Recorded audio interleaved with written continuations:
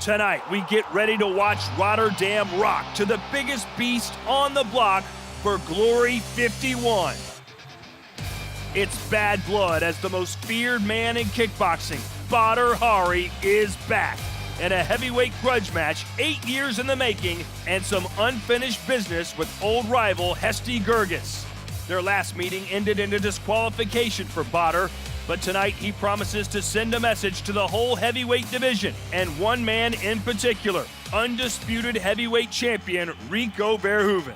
Will Gerges upset the bad boys' plans, or will Badr deliver the knockout he promises? We'll find out. Plus, 4 men seek a grand slam in Rotterdam in the welterweight contender tournament. In the first half of the draw, Thai Terminator Tongchai takes on aggressive Argentinian Alan Scheinsen, while the smooth-moving Aruban Ivan Dannenberg faces French knockout machine Jimmy Vanneau. And heavyweight action with Slovakian slugger Thomas Mosny against challenging Czech Daniel Spoor. Get ready to rumble. It's Glory 51 Rotterdam.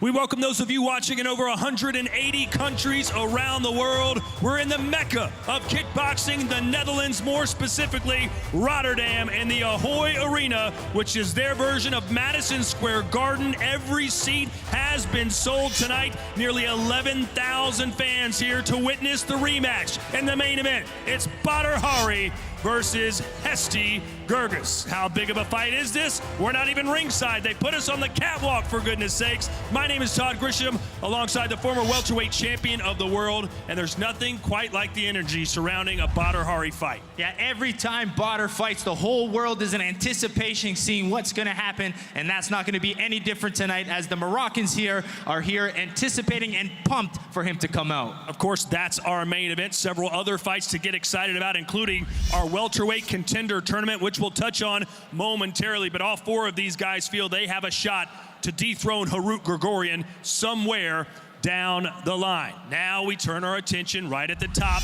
Badr Hari and Hesti Gerges. Joe, break it down. Well, it's Badr who's 9-1 against opponents who have beaten him once, and there's only been one fighter to beat Badr twice, and that's been Remy Bonjasky, so Hesti Gerges wants to add his name to that list. Hesti Gerges in the back right now, getting taped up, getting loose. He's so positive. He's more confident, he says, about beating Badr Hari tonight than he has been of beating anyone in his career. Yeah, and he sees that in Badr's eyes. He says he knows people, and he's really going to put the beating on Badr, and he's with a new team and new energy, so he's coming to bring something special. And there is the favorite, one of the most electrifying men in the history of kickboxing, Badr Hari. Yeah, you can hear everybody get excited because you never know what to expect with Badr, and he's ready to show the kickboxing world that he's back. These men met back in 2010, and the fight ended under controversial circumstances. There was a lot of good back and forth exchanging. You saw really Badr come out really aggressively, but Hesti stayed in there, throwed back until we saw that illegal DQ kick. And here comes right now Hesti Gerges down and then out. Badr was disqualified. Hesti Gerges gets the win and became the Showtime heavyweight champion. Here's more now on Hesti Gerges, who's changed camps and is full of confidence right now. Yeah, and that seems to be something good for him. He's excited to showcase something new and his new style. One of the reasons Hesti says he'll win tonight is that he will make Badr Hari quit. Just going to give him a payback time, you know, from 2010. He told you guys that he gave me the belt, but he didn't give me anything, you know. I worked really hard for it, and he gave up, he quit. Like he quit many times already in other fights, and I will make him quit again, you know. That's the only game plan, make him quit. Drive him to a point that he will quit. So it's easy. Well, right now, Hesti Gerges a plus 350 underdog. If he does want to win this fight, which we know he does, how does he get it done? Well, he can't be intimidated. He needs to go right in there, stay in Badr's face, and make sure he tries to utilize his low kicks. The last time we saw Badr Hari in a Glory ring, it was a little over a year ago, December 2016 against Rico Verhoeven. And you can see the Moroccans really celebrating Badr being back. And we saw a good round in Badr, really being patient, using his jab until he sustained an injury and had to stop the fight. We hope we'll see that rematch sometime down the line, but Badr Hari certainly can't overlook what he has tonight standing in front of him and Hesti Gerges. Badr Hari, a true legend in this game. He's beaten the best names in the sport. You see in there, Semi Shield, Peter Arts, Letgo, Gokhan Saki. And tonight, he promises not to just beat Hesti Gerges, he promises to punish him. Sometimes to beat somebody up is more cruel than knocking somebody out, you know. If you knock somebody out, you'll be like knocked out. You'll be like, okay. You wake up, he got knocked out. But if you beat somebody up, Miguel Cotto against Margarito, you see the second fight? Yeah. He beat him up. Right. And it was worse than knocking him out. He really beat him up. Well, he wanted to punish him for, remember, the hand wraps. And he did. Yeah. And he did. So I was watching the fight, you're like, okay, this guy's beating this guy really up. It was worse than, if he would knock him out, it wouldn't be like the same satisfaction as beating him up. So sometimes beating up is better. So I think Saturday we'll be beating somebody up. So how does he indeed beat up Hesti Gerges? Well, I think it's the same strategy he applied with Rico. He needs to sit behind that jab and wait for the right moment to unload his power combinations to get that knockout. That, of course, is our headliner main event, but we briefly touched on our welterweight contender tournament. For more on that, we go backstage to Whitney Miller. Thanks, Todd. That's right. We have an amazing tournament coming up. And what I can say is that this is my 17th contender tournament that I have worked thus far. And this one could be the most unpredictable with just no clear winner. And with that said, let's take a look at our brackets. As you can see, the first semifinal, we have Tongchai Sitsong Pinong versus Alan Steinson. And he's coming into this very confident, saying that he has faced over 30 Muay Thai fighters. In the second semifinal, we have Ivan Dannenberg versus Jimmy Vigneault, who is also going into this very confident. He says, you know what, I'm not worried about these kickboxing rules. I'm a Muay Thai expert, but I adapt very, very well. The welterweight contender tournament is coming up next.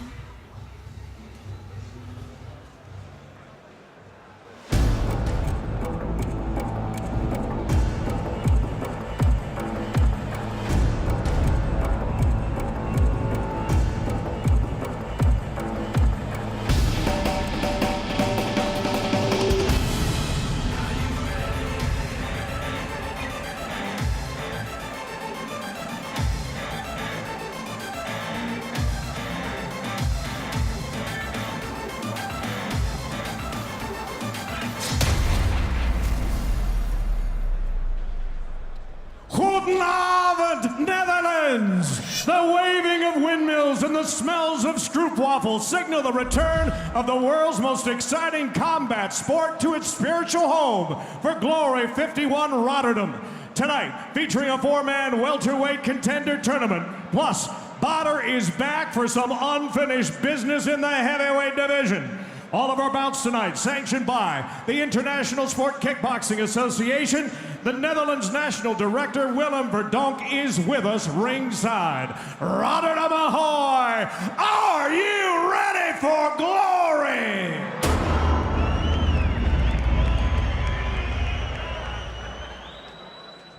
We begin with the first of two semifinals. He's coming off a win over Shanghai Gao in Guangzhou at Glory 46, China. Here is Alan Scheinsen.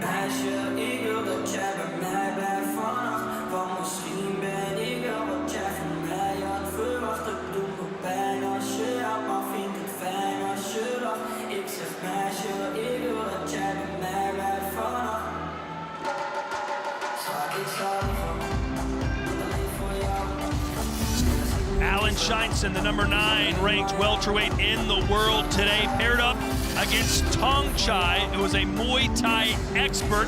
Scheinsen says, listen, I fought over there. I know how to do Muay Thai, but I'll beat him at kickboxing, and I'll do it comprehensively. Yeah, why he's confident is we saw Tongchai lose to Myrtle Grunhart with good kickboxing and boxing, so Scheinsen feels that he's going to come forward, really use his power and his low kicks to shut the Thai down. His nickname is Superboy, and in his day job in Argentina, he's a real estate agent.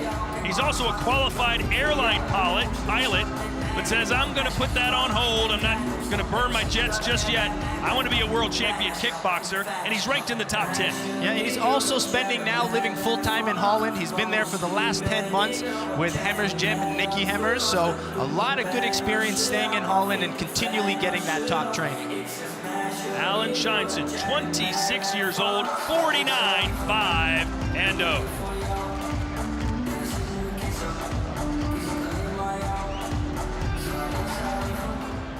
Making his first Glory appearance since Glory 38 in Denver, here comes Tongchai Sitsongpeno.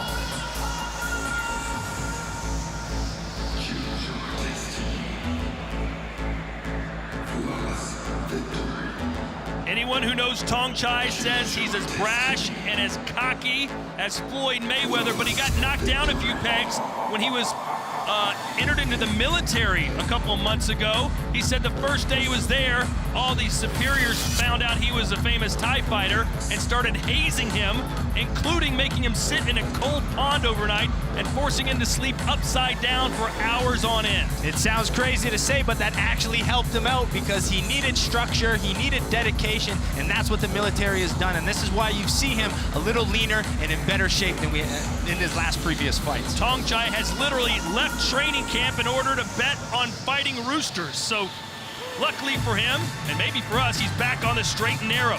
Here's our tail of the tape for this, our opening contest, our welterweight contender tournament. Tongchai, 22 years old, 5'10", the 72.5-inch reach, Scheinson with a slight edge. And just like all the Thais we see in Glory, the big professional gap, 171, but still very new to kickboxing. We're 55 fights to Scheinson. A lot of those are more kickboxing, but that KO ratio of 74% plays in Alan Scheinson's favor. Here are our semi-final rules. 3 rounds, 3 minutes each. No elbows, throws, or sweeps. 2 knockdowns in a round or 3 in the fight, and it results in a TKO. Our judges' scoring is based on the following prioritized criteria, starting with knockdowns, followed by cumulative damage inflicted, followed by number of clean scoring strikes with an emphasis on spectacular techniques. Finally, if there's no clear advantage, judges are looking for aggression. We've got open scoring tonight. 5 judges will score the fight on a 10-point must system. After each round, they will post the scores on our screen, so those of you watching at home will know exactly where we stand. The fighters will know too. Once again, ladies and gentlemen, this tournament semifinal is scheduled for 3 3-minute rounds. And introducing first, fighting out of the black corner, this Argentine national champion has won the belt in 3 separate divisions. His professional record, 50 wins with just 5 losses. 37 of those wins have come by knockout.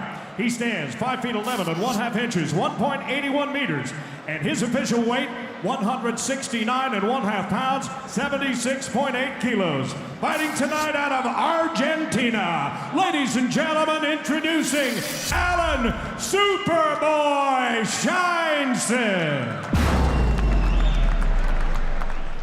His opponent standing on my left and fighting out of the white corner, a WMC Intercontinental Champion who became a Lupini champion at the age of 17. His professional record impressive, 136 wins, 35 losses, and 46 career knockouts. He stands 5 feet 10 inches tall, 1.78 meters, and he weighed in at fight time at an even 169 pounds, 76.7 kilos. He's here in Rotterdam tonight, fighting out of Bangkok, Thailand. Ladies and gentlemen, he is the Thai Terminator, Tongchai. And the referee in charge of this bout, Atsushi Onari. Hi, Fighter. This is Glory Road, it's okay. 3 minutes, 3 rounds. 2 knockdown systems, okay. She can. You going with Superboy or the Thai Terminator here, Joe? Well, it's a clash of the styles again, but I mean, it's very hard to call. Both very powerful. Fight can end at any moment. Round 1 scheduled for 3. Nice 1-2 right out of the gate by Scheinson. Okay. Fight! Scheinson listed as an underdog in this fight, according to MMAOddsBreakers.com. Tongchai has really good knees, known as a knee specialist in Thailand. He just landed a good one on Scheinson. And For those watching a Glory tournament for the first time, Joe, what's the strategy knowing potentially you have a fight a few minutes after this one? Well, a lot of guys take different approaches. Some like to box in the first fight, save their shins for the second.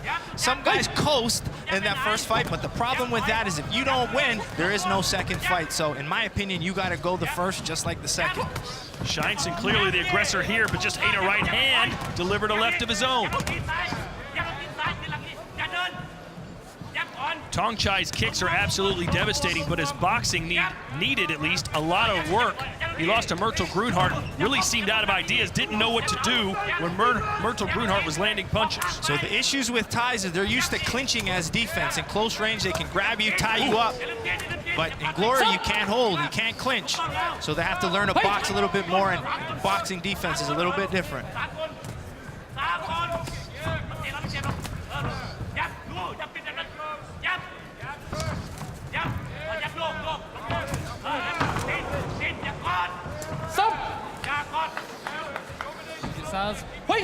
Scheinson has fought all over South America, in Thailand, under kickboxing and full Muay Thai rules. So Tong Chai won't be throwing much at him that he hasn't seen before. Yeah, he does have Muay Thai experience as well, so fighting Thais isn't something new. But this is a special Thai we're talking about. Yeah, one of the best to do it. And believe it or not, Tong Chai, who's 21 years old, has been fighting for 10 years. Yes, he made his debut at the age of 11. He's really coming in with that powerful right hand, but he's also open to them, so they're exchanging good, hard shots back and forth.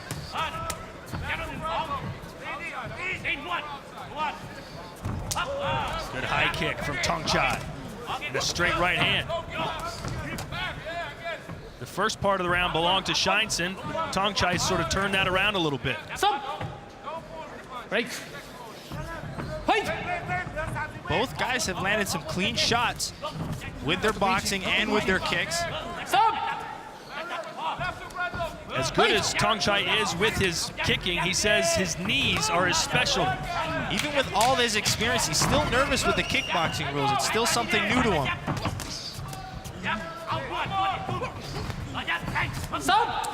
Really close first round between Tong Chai and Alan Scheinson.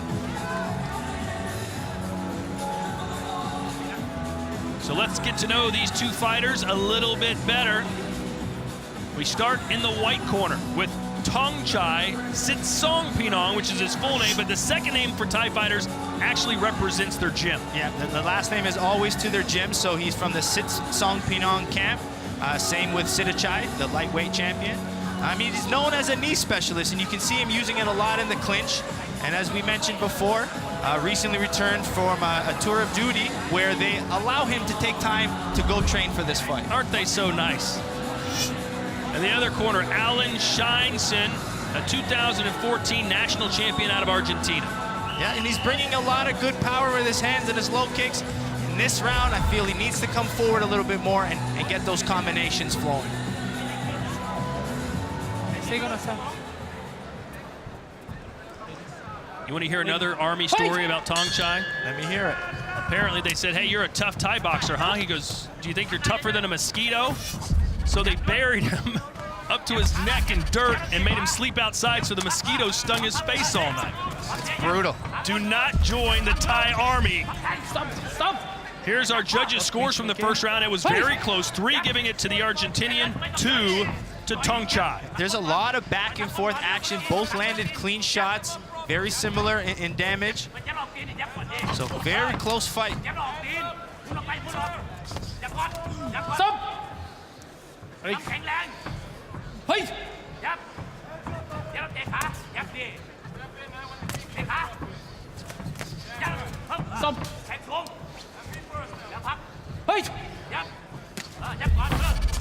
Let's take a look at the leg kicks from round 1. Scheinson with 9 landed compared to 2 for Tong Chai.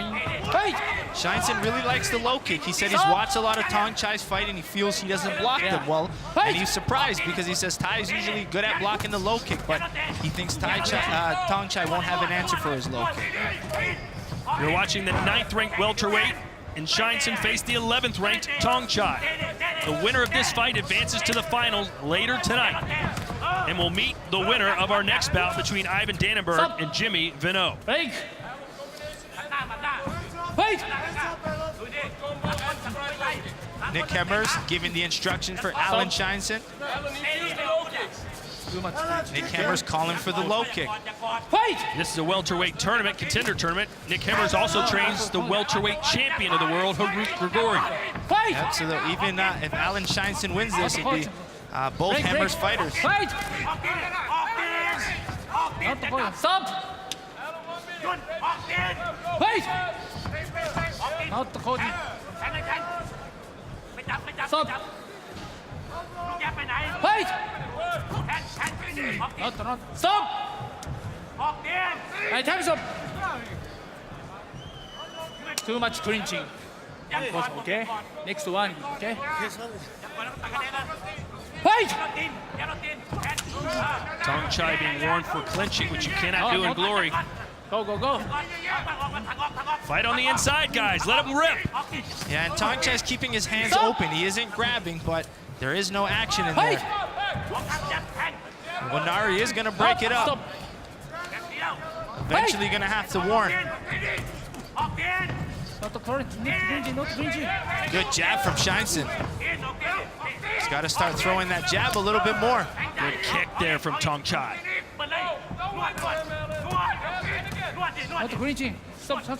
Stop. Fight.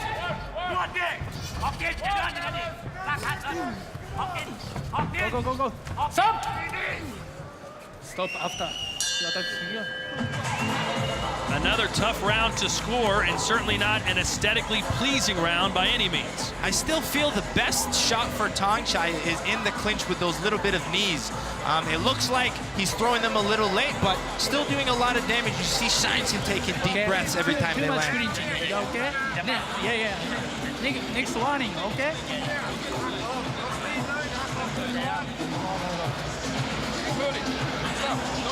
Now you're waiting for one punch. Don't load it up. Follow the bomb. Three punches. Speed. Okay. Win this load. Decisive round. Forget about fight with it. That was definitely a better round for Scheinson, I feel. Not too much, but like Nick Hemmers saying, he needs to put more volume together if he's going to really decide this fight. He's just waiting a little too long, according to Nick Hemmers. Okay, take this out. Fight! We've all heard the phrase, it comes down to who wants it more, but when they're inside and just standing there against each other, no one's throwing punches. Whoever outworks the other guy could win this fight. Scheinson getting 4 of the 5 judges to agree that he won round 2. Fight! I really like that angle Scheinson's throwing now. He's not just staying straight in front of Tong Chai. According to those scores, it's either man's fight to win. Oh, and a nice right hand by Tong Chai. It looked like he's hurt to the body. His hands are down, you're right, Joe. He's covering low. Let's see one of those kicks from Tong Chai. And a left hand on a straight right from Tong Chai. Some improved boxing for sure. Definitely. He's not just walking into the clinch anymore. Push. But see those inside clinch knees. They keep adding up on Scheinson. There was a body shot. You could hear Scheinson go, ooh. The winner fights again in about 30 minutes. Both men suffering some damage here. Time's up.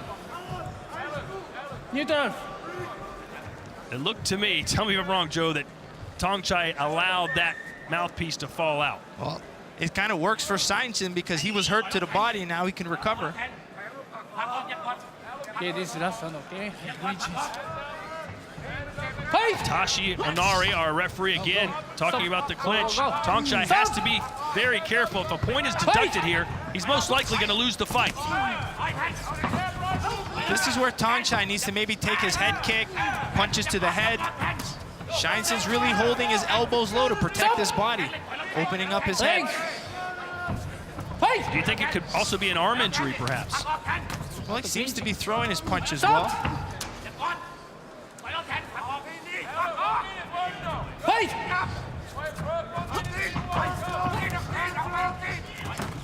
surprised Tong Chai's not throwing more kicks.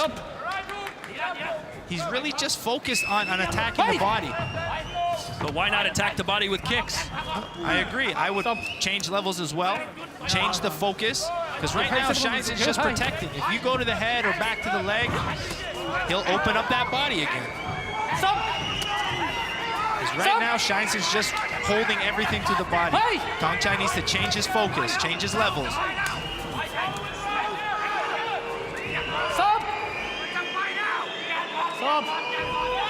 The crowd showing their disapproval as 30 seconds remain in this round 3.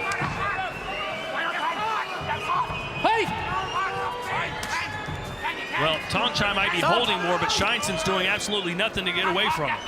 Yeah, they're just crashing distance. But you see Tong Chai grabbing, and especially with Shinson protecting the body, he wants to stay close as well. And as you can see, the crowd electric over this contest here in round 3.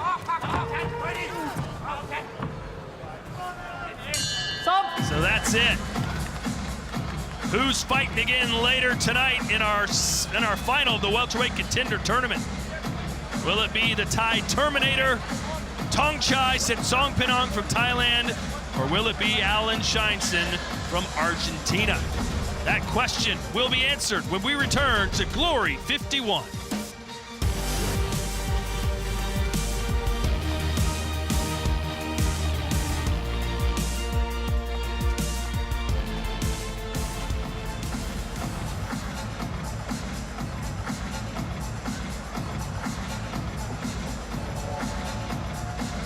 And now for more on our Glory rules. Glory Kickboxing is the most action-packed fight sport on the planet. Legal strikes are punches, kicks, and knees. Regular bouts are 3 rounds. Championship bouts are 5, and each round is 3 minutes of action. Outfight your opponent for 10-9. Knock them down for 10-8. In a normal bout or tournament final, 3 knockdowns in 1 round or 4 in the entire bout, and the fight is over by TKO. In a tournament semi, 2 knockdowns in 1 round or 3 in the entire bout, and it's all over. Or you can just knock your opponent out. Sweeps, elbows, and grappling are not allowed. Clinching is okay if you follow up with a knee. Glory rules are designed to bring non-stop, fast-paced stand-up action. To find out more, go to glorykickboxing.com.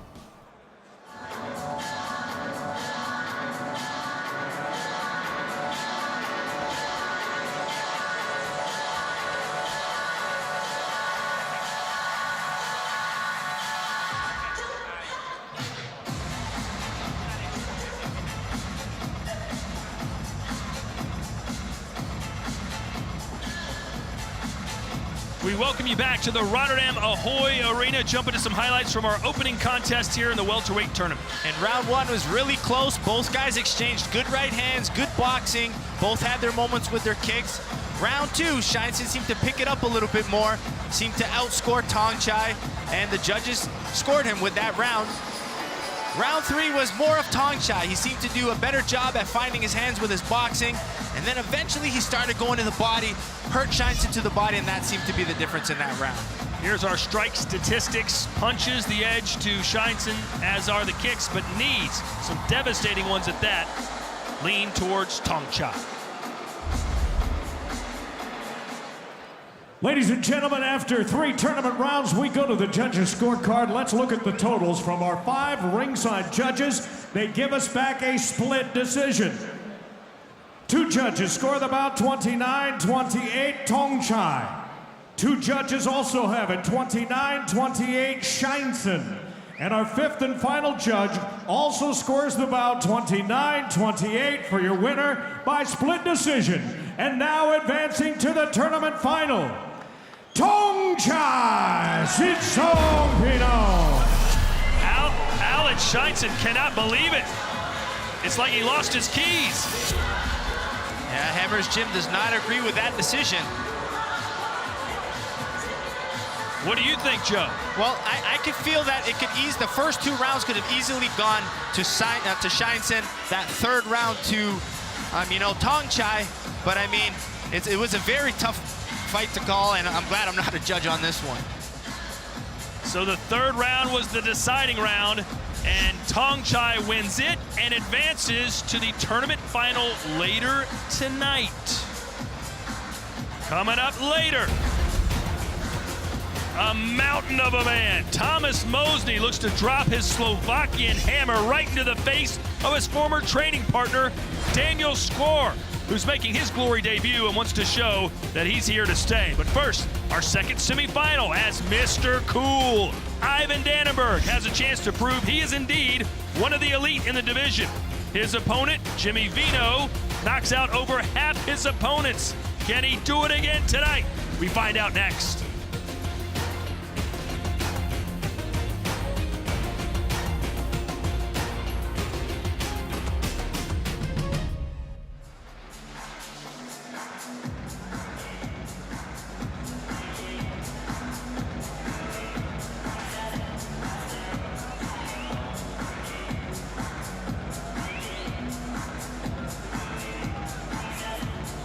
Saturday, March 31st, the world's best kickboxers stand up and fight at Glory 52 Los Angeles with the featherweight unification title fight as interim belt holder Kevin Van Nostrand looks to become Glory's first American men's champion. First, he faces current champ, the only man to have held belts in 2 divisions, Robin van Roosmalen. Plus, the top 4 middleweight contenders in the world compete for a title shot. And the return of Anissa Mexon. Glory 52 Los Angeles, March 31st. Check date and time in your area. Don't miss it.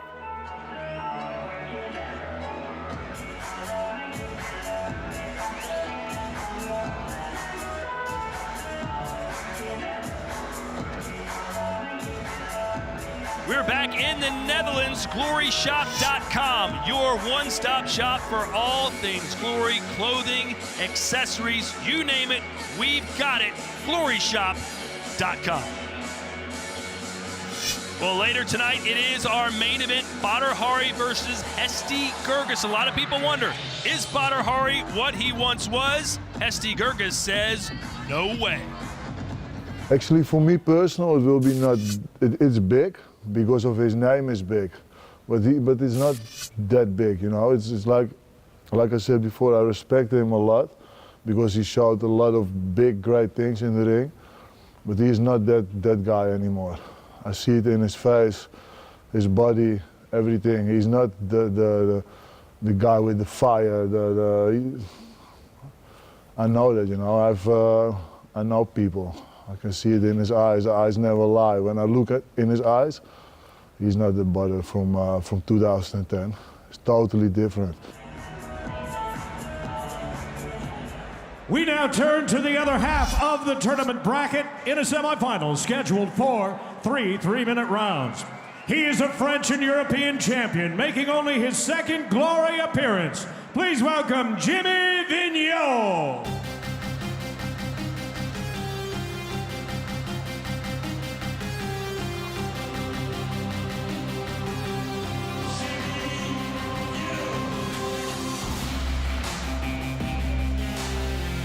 Jimmy Vigneault lost his first fight in Glory, but it was certainly not to a nobody. Alim Nabiev, who just beat Cedric Doumbé, but Vigneault back, ready to prove he belongs in Glory. Yeah, and it was a split decision too. Wasn't a dominant win for Nabiev, but Jimmy is very young. He's only 22 years old and has about 75 fights, but a lot of them are Muay Thai, so he's still getting comfortable into the kickboxing and Glory rules.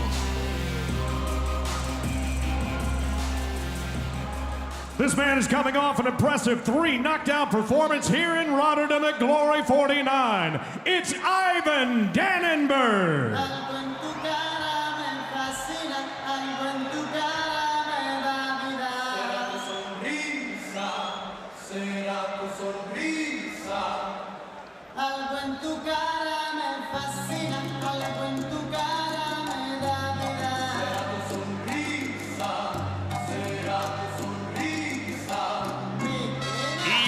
Mr. Cool, a nickname given to him by former Glory heavyweight Errol Zimmerman, who said, listen, You always fight with this blank look on your face. You seem so cool and calm in the ring. I'm calling you Mr. Cool. Yeah, and you're going to see that. He'll stay relaxed, patient, and then when he's ready, he'll explode with some good combinations.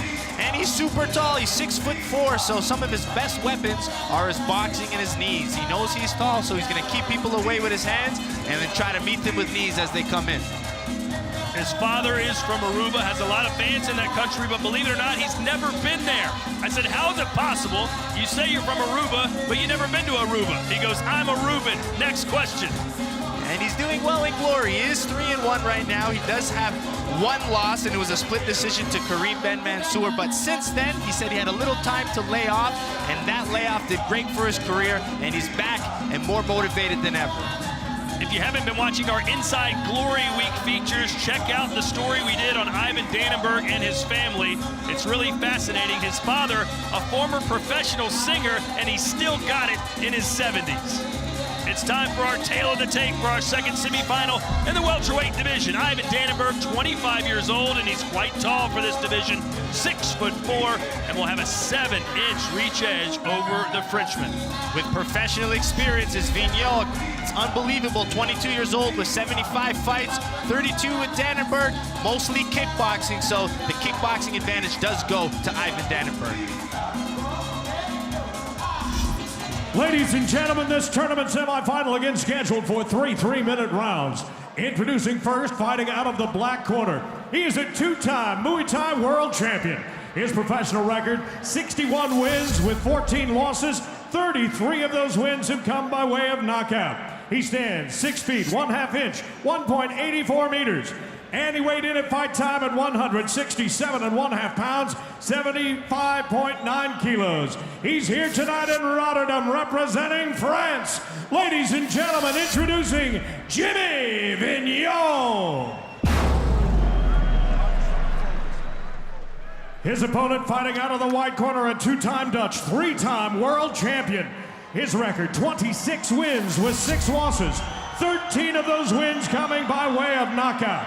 He stands 6 feet 4 inches tall, 1.93 meters, and had an official weight at fight time of 168.5 pounds, 76.5 kilos. Fighting tonight out of Aruba, ladies and gentlemen, it's Mr. Cool, Ivan Dannenberg.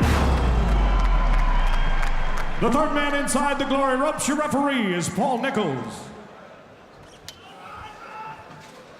Gentlemen, you understand the rules that you're fighting to. Protect yourself at all times, obey my commands at all times. Do you have any questions? Touch gloves if you like. Push back. Dutch. Fine. We've heard about 8 different ways on how to pronounce Jimmy Vigneault's name. I thought it was Vigneault, but Tim Hughes said Vigneault, so that's what we'll go with. We didn't have a chance to talk to Jimmy. He was delayed because of a snowstorm in France, which they very rarely have. So he's coming in, landing, jumping off the plane, and fighting Ivan Dannenberg. That's good to have that experience. Those 75 fights will help him. And Dannenberg usually likes to start pretty fast, Joe. Yeah, and he's gonna really have to utilize that reach that he has. Because Vigneault's really crafty. Just trying to slip and counter back, but slipped himself. Joe, you were usually the smaller fighter in there. When you're 4 to 5 inches shorter than your opponent, how does that affect your strategy? Well, you got to get on the inside. So for me, it was get inside and box and use my low kicks. But with a Muay Thai base like Vigneault, I'm sure he's going to try to utilize that clinching knee.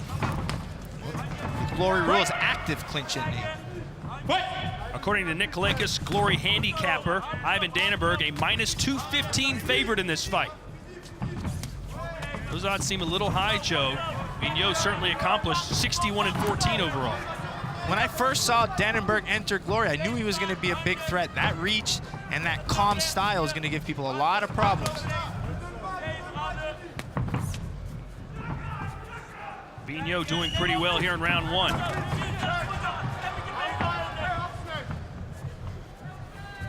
Vigneault is a southpaw. Really likes to utilize his boxing and his low kicks. So let's see if he can get those low kicks in action.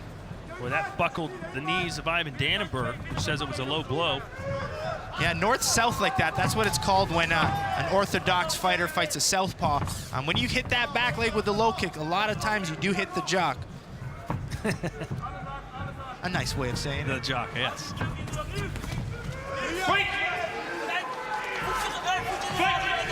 There's Dannenberg's coach, Clyde Peters, yelling at Dannenberg, probably to get a little bit more active. That left connected for Dannenberg, and he just backed Vigneault up into the ropes. A couple of big knees from Dannenberg. That's his favorite strike. When you look all over Glory, perhaps the only fighter with better knees, maybe Myrtle Grunhardt. Yeah, Myrtle's got very dangerous knees. That flying switch left knee, one of the best in the game. Oh, good right hand. And that slowed Vigneault down for sure. Oh, was that a knockdown? No, says the referee. It's because he caught Dannenberg midair.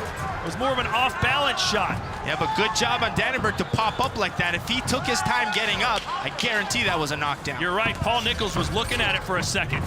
Break! But it was a good punch for sure for Vigneault. Break! Now that was a tough round to score. The beginning, Vigneault, but towards the end, Dannenberg. Yeah, Dannenberg found his boxing, but Dannenberg is trying to come in with his knees, and there was a nice straight left from Vigneault as soon as he came in. Good job by Paul Nichols. Yeah, it was very good call. And what Paul Nichols was telling me, it's the reaction of the fighter, the way he falls. So you can tell that was a mid-air shot that put him down, so it's the reaction that counts. There's the nickname, Mr. Cool. He's won 3 of his last 4. An impressive victory at Glory 45 Amsterdam when he blew out Willington Uega of Brazil. He scored 4 knockdowns in that fight. That's when he really arrived on the scene. As for Vigneault, he's had 1 fight in Glory. Yeah, you can see he had his first Muay Thai gym at the age of 13. Very intelligent and technical style like we see, and he's got to use more of his boxing and his low kicks. There are our beautiful Glory girls. Ivan Dannenberg fought here at Glory 49 in Rotterdam. Beat experienced English fighter Jamie Bates. Some nasty knees by him in that fight. Open scoring. Let's see how the judges have it. 3 for the Frenchman, 2 for Dannenberg. Dannenberg had his best success when he's using his boxing and his reach. Nice counter right. Yeah, he needs to stay long with his boxing, then mix in his knees. Don't lead with the knees. Vigneault's waiting to counter that knee. So Dannenberg needs to keep long punches, then mix in the knees. Good jab. That punch is there all day long as Vigneault stays at distance. Nice counter low kicks to the back leg from Vigneault. One of my favorite strategies when fighting north-south.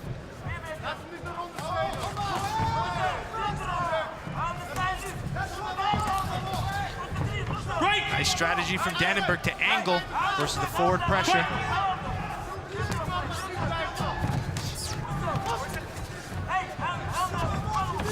Let go! Fight!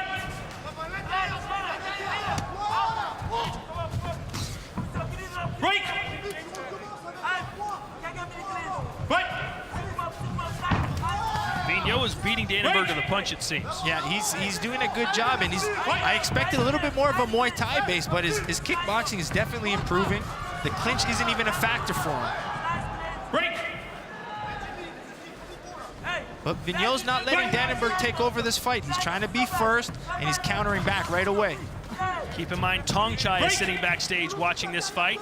He probably doesn't really care who wins. He just wants both these guys to get beat up really badly. Break! Break! One holding. Break! There'll be 1 fight after this one, then it's the tournament final.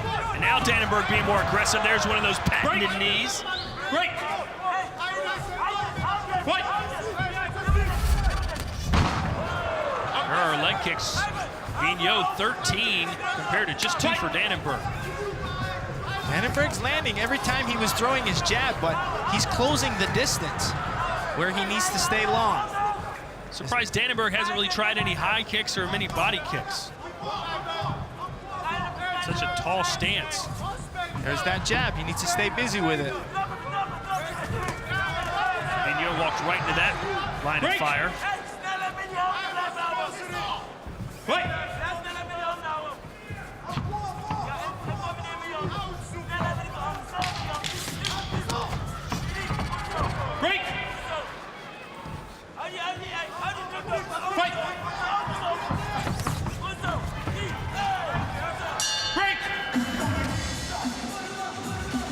Another somewhat difficult round to score, but Dannenberg seemed, at least from my opinion, to do a little more.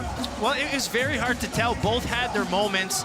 I don't know. I thought Vigneault did a good job at staying in the fight, but Dannenberg did have success. Still up in the air for me.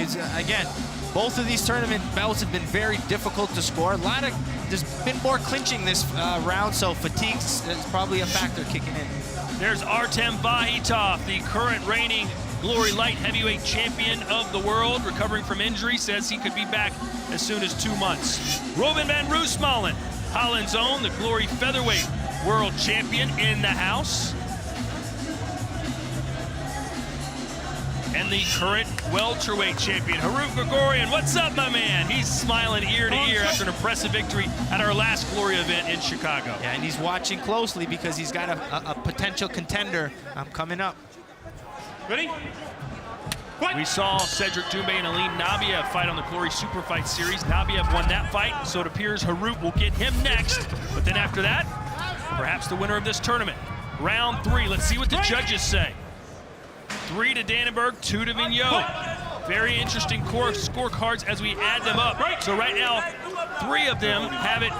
One has it even. 2 to Dannenberg, 2 to Vigneault. This will be an interesting round 3 for sure as far as scores go. Best bet for one of these guys, get a knockout. Yeah, and I like Dannenberg. He's being busier. The way he angled off and attacked again.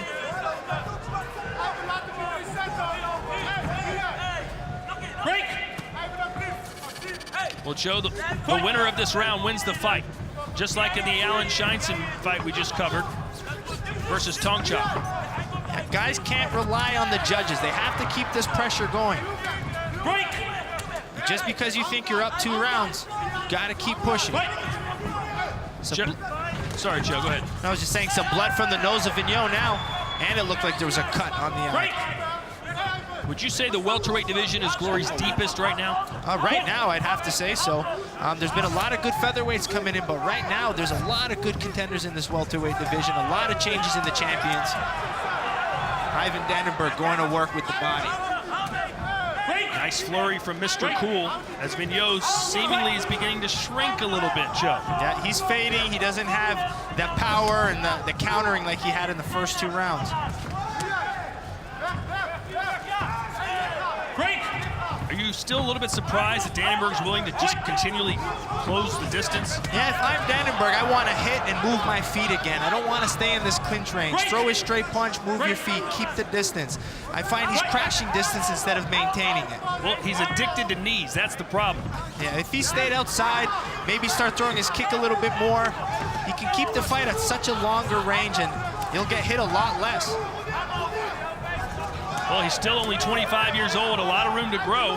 And hey, the strategy seems to be paying off here in round 3. And maybe it's to save the kicks for the finals. Maybe he just really wants to come in, use his hands and his knees. Well, he's been the bully in round 3 as Vigneault calls him on. Break! Break! Fight! Some urgency now. This fight could still be won in the last 20 seconds. Good head kick. Oh, and a left hand landed for Vigneault, but Dannenberg handled it pretty well. Yeah, Vigneault's definitely gassed here. Let's see if Dannenberg can put something together in this last seconds of the fight. Break! So that will do it. Did Dannenberg do enough in round 3? Who's gonna face Tongcha later tonight? We'll find out when we return to the Netherlands.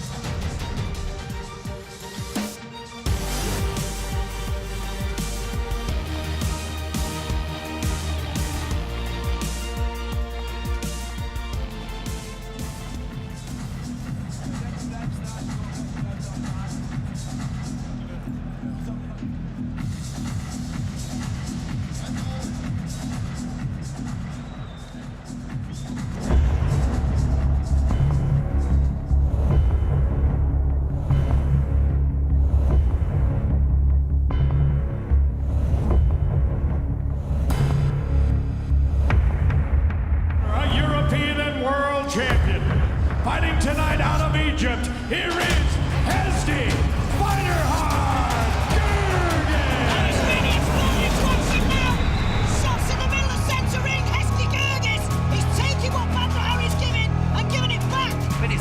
to him.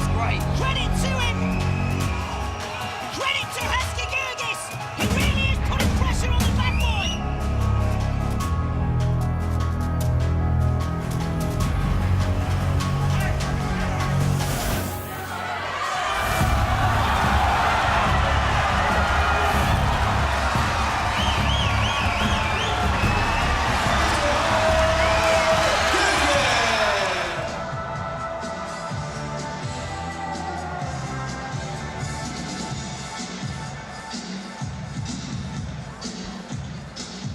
We welcome you back to the Rotterdam Ahoy Arena. Jump into some highlights from our semifinal. Yeah, first 2 rounds were really close. Vigneault seemed to do a good job countering back.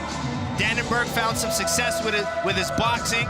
There he got kind of knocked off balance from that straight left from Vigneault, but a lot of success in the boxing of Dannenberg, a lot of forward pressure. And then in the 3rd round, it seemed like Vigneault started to fade. Some blood from the nose and the eye. And Dannenberg did find some good combinations pressuring with his boxing and his knees. Here's our strike statistics. Punches 49-15 for Dannenberg, but kicks 21-2 for Vigneault.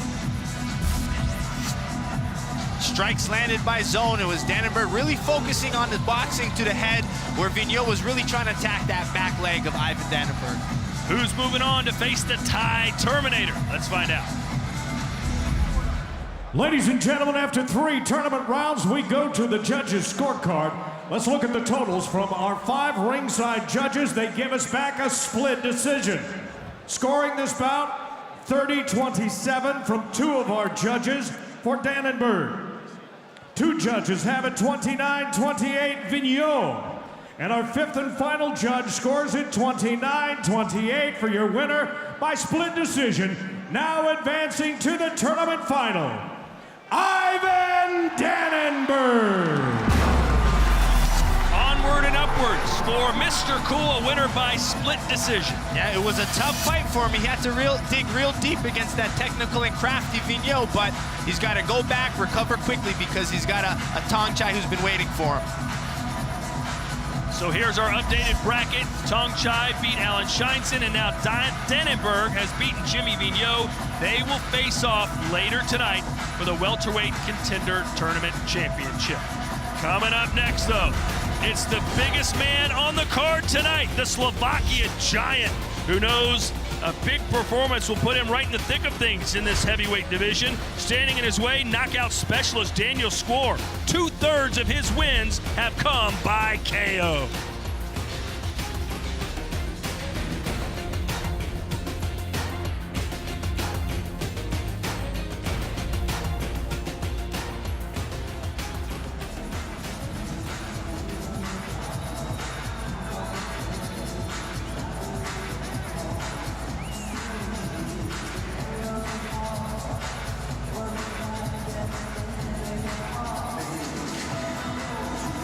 Saturday, March 31st, the world's best kickboxers stand up and fight at Glory 52 Los Angeles with the featherweight unification title fight as interim belt holder Kevin Van Nostrand looks to become Glory's first American men's champion. First, he faces current champ, the only man to have held belts in 2 divisions, Robin van Roosmalen. Plus, the top 4 middleweight contenders in the world compete for a title shot. And the return of Anissa Mexen. Glory 52 Los Angeles, March 31st. Check date and time in your area. Don't miss it.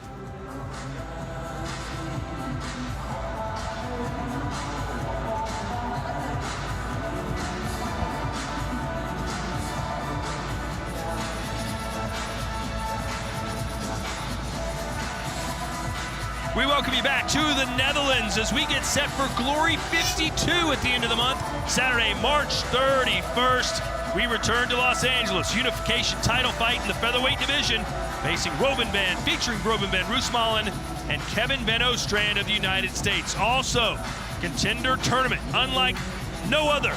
The top 4 ranked middleweights in the world, Belgarwi, Marcus, Wilness, and Thomas, battle for a title shot. Later tonight, Badr Hari is back, and he believes he's right in the middle of the best sport on the planet.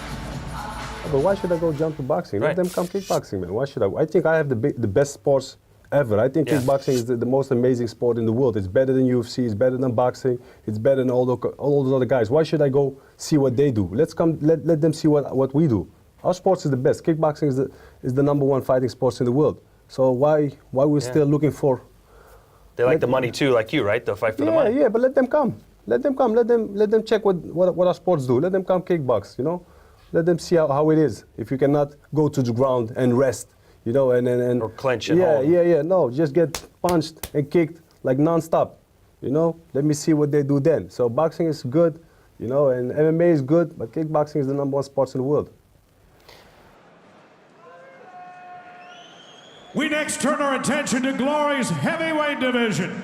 This veteran of over 30 professional bouts makes his Glory debut tonight in Rotterdam.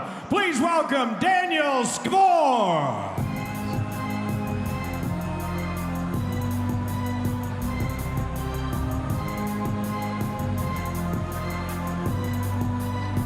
Gotta respect a man that picks Coolio as his entrance song. But hey, this guy has a great personality, Joe. Does not speak English very well at all, but he spoke to John O'Regan, who does our fighter notes for us, and told him, listen, I don't have a girlfriend right now, but I know my ex-girlfriend, Marquetta, will be watching, and maybe she sees me in Glory and changes her mind and we can start dating again. Yeah, I think he even started kickboxing because he heard girls like kickboxers. So he's coming in, though, with a lot of confidence. He says he's a natural-born KO artist, and he's going to pressure fight. So let's see what he's going to do against the Slovakian giant. 25-6-2 with 18 knockouts. Daniel Skvor. This two-time WKN European Grand Prix champion made his Glory debut in Copenhagen at Glory 29. Here is Tomas Mosny.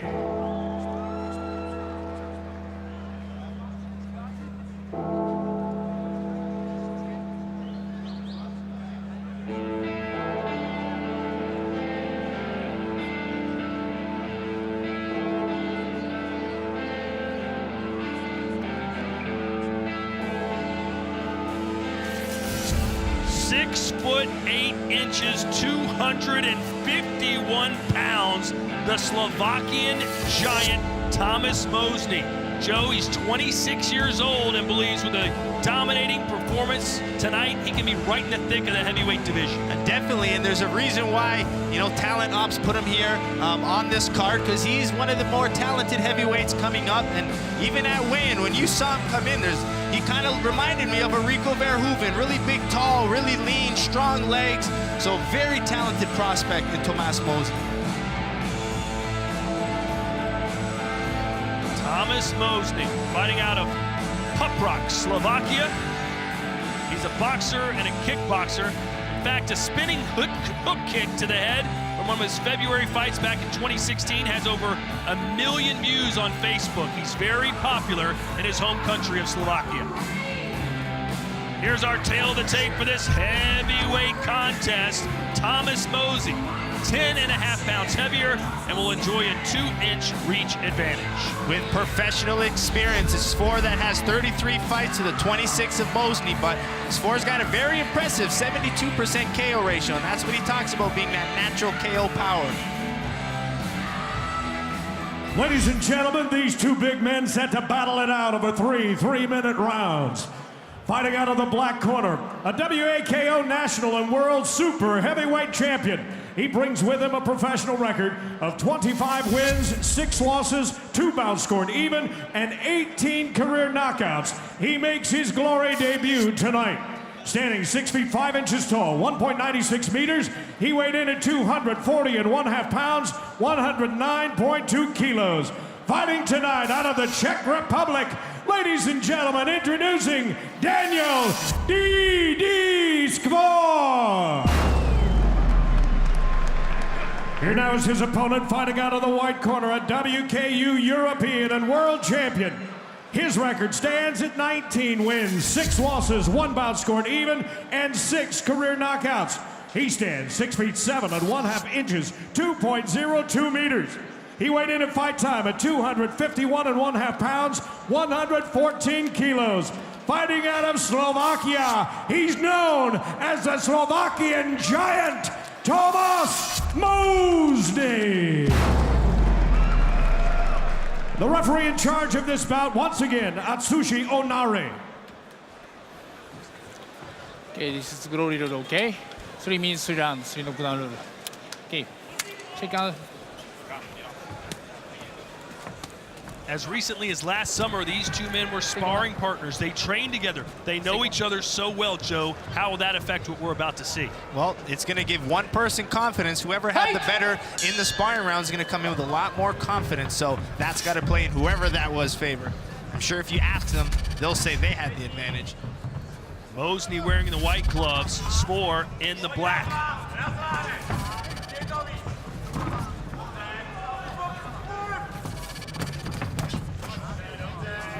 Maybe I'm crazy, but I think, at least in the face and the haircut, Thomas Mosney looks like you, Joe. Yeah, you said at the hotel you thought it was me.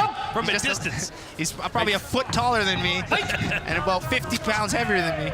Maybe more. But other than that, it's identical. Stop! He certainly got the look of a champion, doesn't he?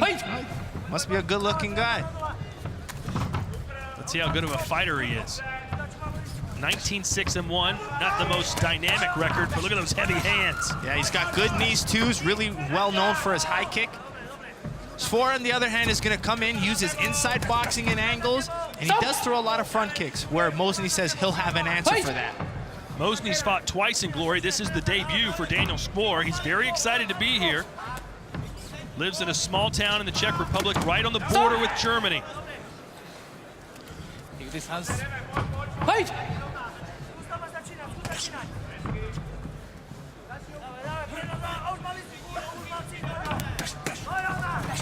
Oh, what a knee! Yeah, Mosney with a massive knee. He ripped the body and went up with that left knee. Good setup. Good flexibility as well. Spore is being the pressure fighter, and Mosney's fighting backwards, so he's waiting to punch backwards and time those knees. Okay, ready? Stop. Okay, ready? Fight! Mosney did not like that. But what man would? High kick from Mosney.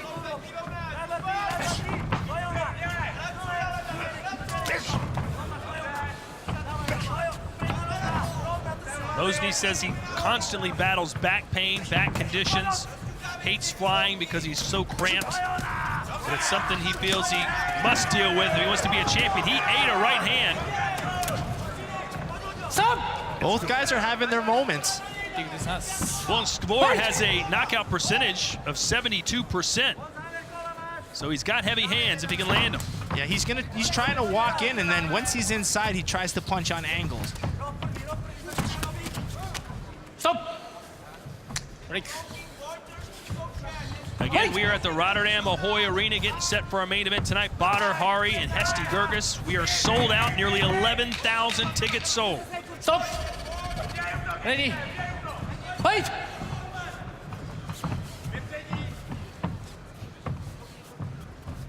Stop!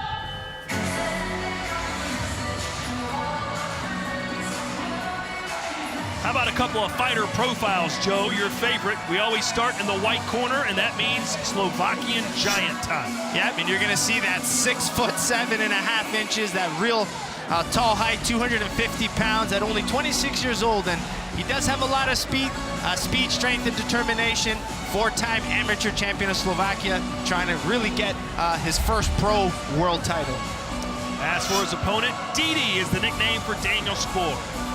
Yeah, he's that natural-born KO artist we're seeing, so he's really trying to close the distance, let his hands go with those boxing combinations. We really haven't seen many knees for him, but that's because Mosney is such a tall fighter. Our Glory girls on hand, Alyssa, Stephanie, Bella, and Madeline. There's Alyssa. Feel free to follow them on their Instagram accounts. They have plenty of good pictures. Joe knows that very well. I see him on the Glory Girls pages all day long. Round 2 scheduled for 3 in the heavyweight division. Mosney, the giant in the white gloves, Spore wearing black. We're about to see the judges scoring for the first round, and all 5 give it to the Slovakian. Yeah, that's the right call. He did some good damage with the knees. He is fighting backwards, but he is throwing more and landing. Okay. Fight!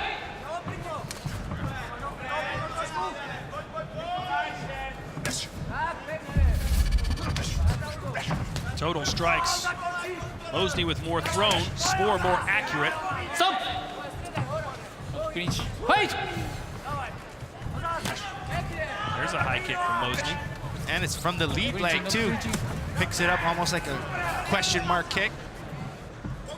Yeah, it doesn't even look like really a switch kick, does it? No, he just lifts it right from the plant. How difficult is that to do? That is. You need a lot of good hip control. Fight! So for a big guy like that, very impressive. Especially in the close range, he can throw it. Overhand right sneaks in for Spore. Fight! You may have seen briefly in the fighter profile, Spore prides himself on his cooking ability. Says he can bake or cook anything. Fight! Maybe you find that interesting. Not clinching, not clinching. Stop! Fight! Nice jab from Mosny. Stop! I like when he's hitting and Too much moving. clinching. Next position, okay? Because Spore wants to come in and Fight! really use his boxing. So Mosny needs to stay out the corners, keep moving his feet. Stop! Fight! Well, Spore has to win the next 2 rounds here unless he gets a knockdown after losing the first round, according to all 5 judges. Go. Mosny loves that little baby Superman punch, doesn't he? Yeah, it's from a close range. Tries to really close it, and then that little quick left high kick. Go. Spore wants Mosny just to stand in the pocket and throw punches. Okay, good. Mosny does not want to do that. I find Mosny too content with backing themselves in the corner. That's when he's got to circle good out. fight. We've seen him a few times use his hooks and circles. But big boys, fatigue can be kicking in. Right hand connects for Spore. Stop! Fight! Mosny looking up at the clock. Good opportunity for Spore to keep coming forward with his hands. Another leaping punch for the Giant. Stop!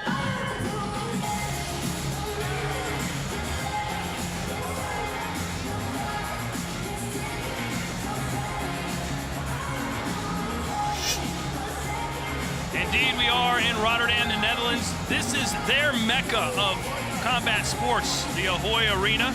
Some fantastic bouts have taken place in this arena.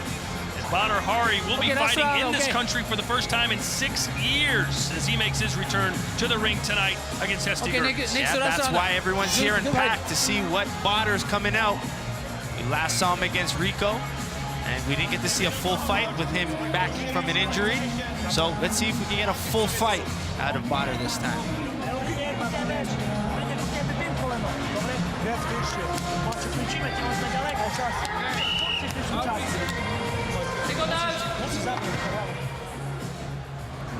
Okay, this is final round, okay? Fight! Here's a battle of quotes for you. Spore said he likes to bake cakes to give to his opponents after he beats them, and Mosny says that he loves cake, sometimes can eat 5 or 6 cakes at one time. And there's our judges scoring. Mosny getting 3 judges to score that round for him. So unless Spore gets a knockdown here, Mosny will win. Round 2 is definitely better for Spore, and that's because he's pressuring. He's getting Mosny into those corners and letting his hands go. A good low kick for Spore could be good as well. Fight! Slapping right hand from Mosny. Okay. Look at the body kicks, Joe. Not close. Nice job by our referee to dive in between these 2 heavyweights. There's that lead left kick that Mosny likes to throw. Fight!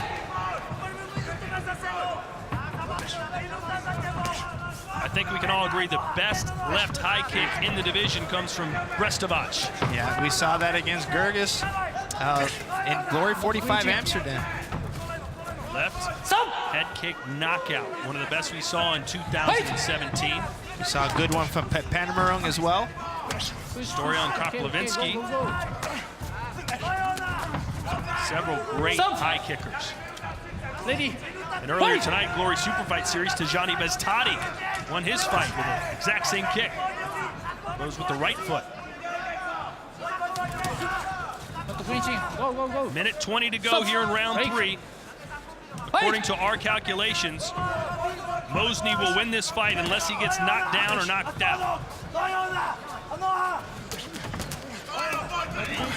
Stop. Fight. Both corners screaming at their fighters to be more active as Spoor walked right into a left hand. This is where Spoor needs to put some work together, mix up some body, maybe some uppercuts. If he has the energy, that's the issue. Ooh. Go, go. Mosny's very comfortable in the corner. Stop. Fight. It may be a little too comfortable. If you start fighting the bigger names in the division, that can't play in your favor. Okay. Especially with someone like Rico Verhoeven. Or Badr Hari. Exactly. Spinning back fist attempt there for Mosny. Go, go, go. Stop. Not much energy left between these two fighters. Stop. Last time, last time. Fight.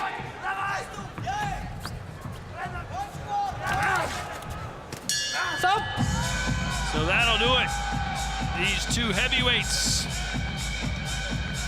do not score a knockdown, do not score a knockout. We'll go to the judges' scorecards when we return to Rotterdam.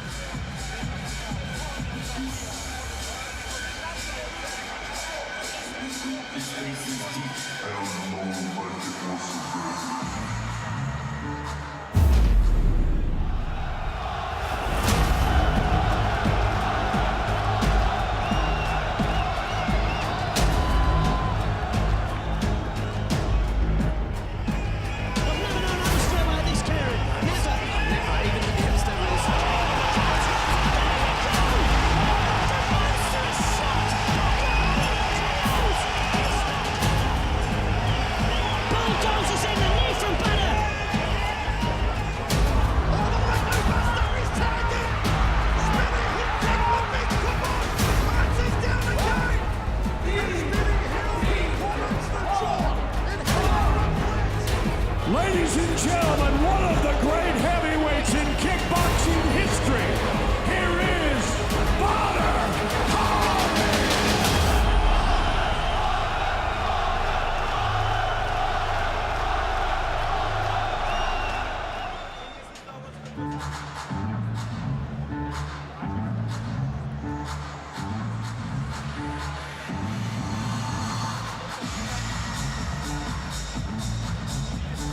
We're back, Joe, as we jump into highlights from this fight. I think there were some, right? Yeah, and it was all the same kind of fight, all 3 rounds.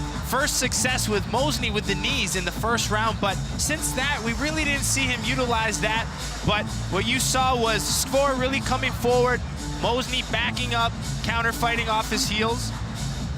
Third round, both of them started getting a little bit more exhausted, so you saw a little bit more clinching in this round, but overall, it was a little bit of a sloppy fight because of the close-range style fighting, but regardless, from the judges' scorecard, it looks like Mosny edged. Well, here are the strike statistics. Mosny landing 64 punches, and that's just about all he did, whereas Spoor had the edge on kicks with 18 landed. And you saw Mosny's strikes landed by zone, really focusing on the head punches, where you saw Spoor really trying to use kicks to the body. Ladies and gentlemen, this bout goes the distance, so we go to the judges' scorecard. Let's look at the totals. 2 of our judges score the bout 29-28. The remaining 3 score at 30-27, all for your winner by unanimous decision, Tomas Mosny.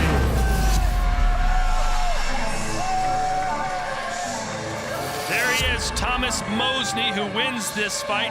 Who do you want to see him fight next in the heavyweight division? Well, there's a lot of good fights he can have, but Again, I still don't think he's ready for the big top name, so I would say maybe someone close ranked to number 10, or give him a shot maybe at the top 5, but I still think he needs a little bit more development, especially with his conditioning and the ability to move forward and backwards as well. I can assure you our main event heavyweight fight will be more entertaining than this one. It has to, because it features this man, Badr Hari, getting loose with Big Mike, his trainer, backstage. Badr Hari says he's in peak physical condition. So says his opponent, Hesti Gerges, who's been training like a madman. That heavyweight bout still to come tonight. But up next, it's the finals of our welterweight contender tournament. Tongchai, the Thai Terminator, and Mr. Cool, Ivan Dannenberg.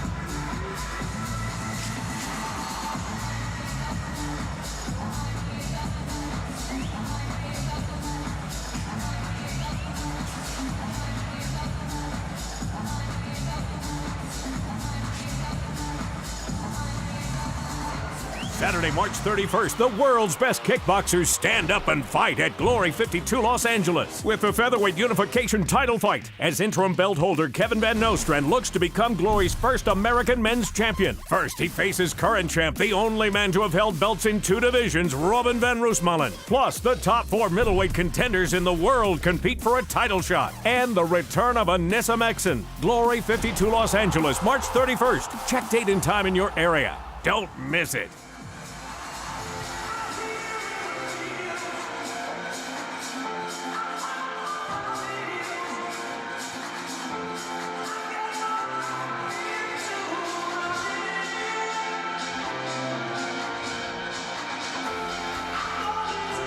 Coming up next, we head to Los Angeles for Glory 52, featuring unification title fight in the featherweight division between Robin Van Roosmalen and Kevin Van Nostrand of the United States. Also, it's a middleweight contender tournament for the ages. The top 4 ranked middleweights in the world, Belgarwi, Marcus, Wilness, and Thomas, battle for a title shot against current champ Alex Pereira. Glory 52 LA. Check date and time in your area.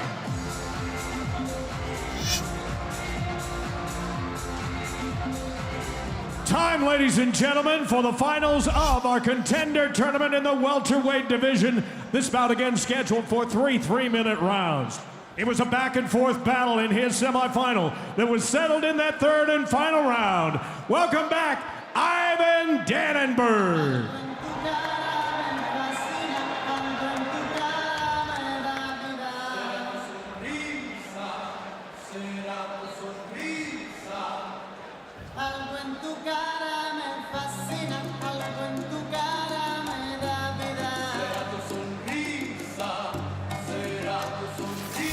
Well, Joe, the question now is who's banged up more, Dannenberg or Tongchai? Well, it's going to be tough to see, but it seemed like Tongchai threw a lot more kicks in the first fight, where Dannenberg saved his shins a little bit more, so very tough to tell. Time is a factor as well. Dannenberg had less time to recover than Tongchai, but who knows? Who's in better shape? We're going to find out.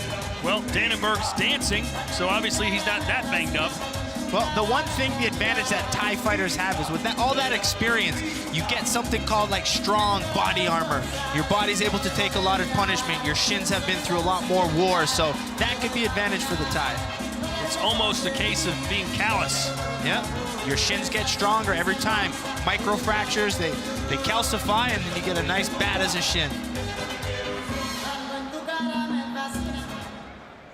He outlasted his semifinal opponent to take a split decision victory of his own. Here again, Tongchai. Choose your destiny. Flawless victory. Choose your destiny. The Thai Terminator Tongchai, who defeated Alan Scheinson in the semifinal via split decision. Scheinson was absolutely shocked at that result, but Tongchai, keeping things mellow like he always seems to do. Yeah, he always has that stone face on him. But he's got to really watch the clinch in this fight, especially with Dannenberg really being the taller fighter. He's going to want to get inside, which might cause a lot of clinching. And he's been warned many times in that first fight, so he needs to keep away from the clinch as much as possible. Hey, Tongchai's made it very clear why he fights. He fights for money. He buys his parents things, he takes care of his family. So he wins this tournament, he gets more money. He gets a bigger fight, a bigger purse next time. So he's fighting for his family tonight. And a win will certainly help him in the bank account department. Let's look at highlights on how both these men reached this final, Joe. And let's start with Tongchai versus Alan Chinson. Again, very close fight. First round, in my opinion, could have gone any way. Second round, Chinson started to pick it up a little bit more, but Tongchai did find some success with his boxing and his knees on the inside. Where in the second semifinal, Ivan Dannenberg versus Vigneault, first 2 rounds, again, very close. Dannenberg finding success with his boxing, trying to land those knees where he got caught there. But Dannenberg does in this fight need to stay as long as possible. He needs to stay away from that clinch range if he wants to win this contender tournament final. Here's our tail of the tape for our welterweight tournament final. Dannenberg with a massive height and reach advantage over the Thai. Professional experience always goes towards Tongchai with 172 fights. Dannenberg still learning and still young, but gaining his kickboxing experience very quickly. Fatigue is always a factor, so let's look at the fatigue factor. Strikes absorbed in his first fight. Tongchai, 51 headshots. Dannenberg, much less damage. Ladies and gentlemen, this contender tournament final is scheduled for 3 3-minute rounds. Fighting out of the black corner, he now improves his record to 27 wins with 6 losses, 13 of those wins coming by knockout. At 6 feet 4 inches tall, 1.93 meters, he weighed in at 168.5 pounds, 76.5 kilos. Back tonight, fighting out of Aruba, here again is Ivan Dannenberg. His opponent fighting out of the white corner, now with 137 career victories, 35 losses, and 46 knockouts. He stands 5 feet 10 inches tall, 1.78 meters, and weighed in with an official weight of 169 pounds, 76.7 kilos. Back to fight out of Bangkok, Thailand, here again, Tongchai. The referee in charge of this contender tournament final is Paul Nichols.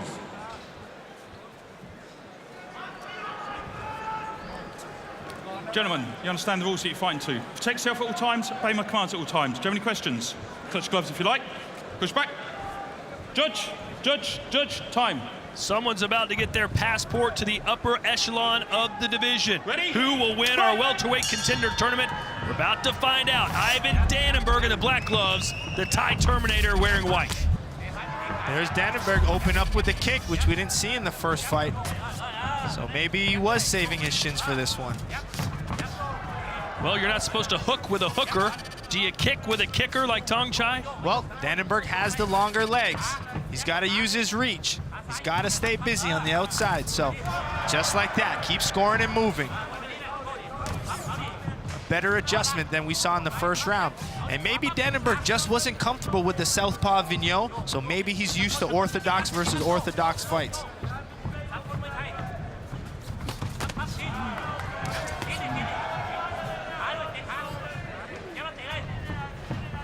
Already you can tell it seems at least like a much better strategy for Dannenberg.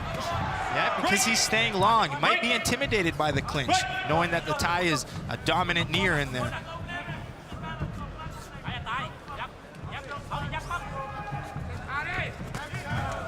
Nice running in right hand. I don't know what you would call that. But I liked what Dannenberg did there. He let go of the clinch and started fighting. He doesn't have to wait there. If the referee doesn't break it, let go and start letting your hands go. You're supposed to fight out of it, and Dannenberg landed a couple shots but got clipped a little bit from Tongchai. Yeah, he wants to stay out of this fight. He needs to go back to staying long, using his jab, kicks on the outside.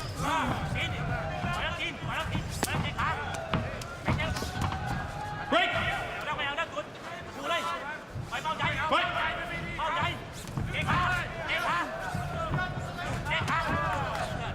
Nice low kick from Tong Chai. Break.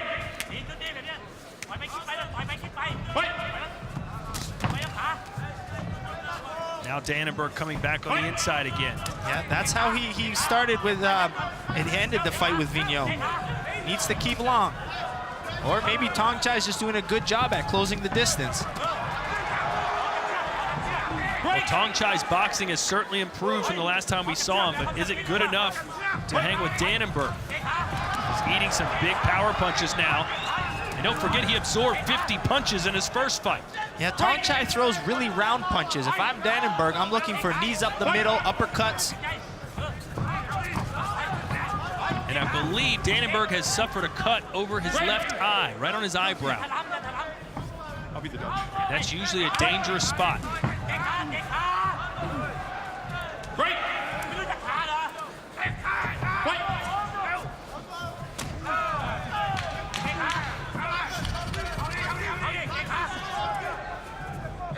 Glory is so unique, Joe, in that you can literally earn your way right to the top if you can win a one-night tournament victory. Yeah, it's tough to get to one, but once you're the top 4 in the world, you got to win 2 in one night, which is not a really easy task. Well, Dannenberg said, listen, I've been begging for a tournament. I finally got one. I'm going to make the most of it. And he's got a chance here tonight. Who'd you give that round to? I still think Dannenberg started off well, stayed a little longer, so I give a slight advantage to Ivan Dannenberg.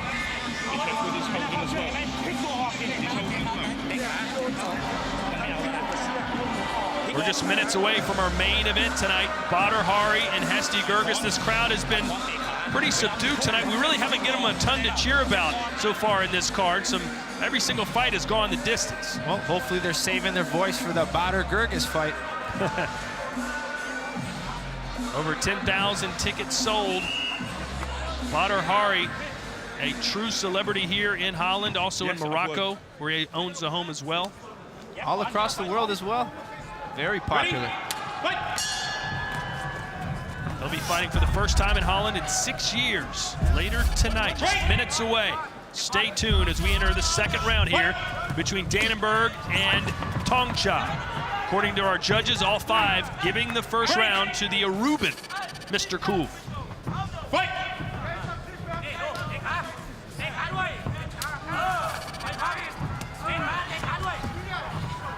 The thing with Tong Chai, you see him, he throws in singles. He throws a single kick, a single punch.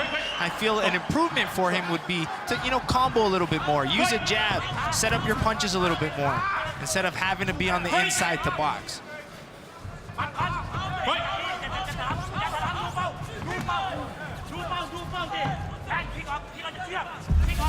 Break. Stop. Head strikes for Dannenberg, 14-6. I like when Tong Chai goes to the leg. I think that could be one of his better weapons in this fight. Break. Stop. Use his hands, chop the leg. Break.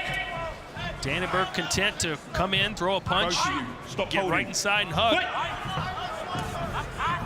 Paul Nichols again with the warning. Ooh, there was a knee. I feel Dannenberg needs to throw those up the middle strikes. He knows Tong Chai's coming in on a straight line. So that's when you got to pop your cross, your jab, and have some knees and some uppercuts waiting, just like that. But create some space, push off.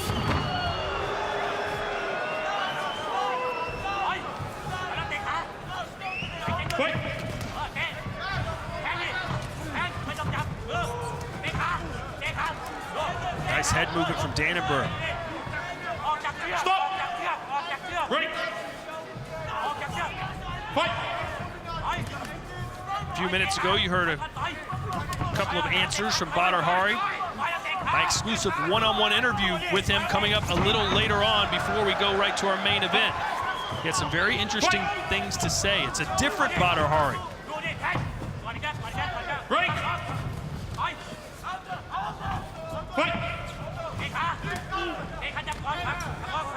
Stop. Fight. Half minute to go here in round 2. The problem with this second fight, I think Dannenberg would like to stay long, but Tong Chai just keeps rushing in and grabbing and clinching. Stop. If Dannenberg has the energy, he needs to move his feet. You and you. Stop holding, okay? Yeah? Fight! Mutual warning from Paul Nichols. I like that. And there's a punch on the break. That's what we like to see. Yeah, that's what I'm telling you. Dannenberg did that in the first round. He clinched very quickly, then created space and started punching. Stop! Finally, some action to end round 2, primarily coming from Dannenberg.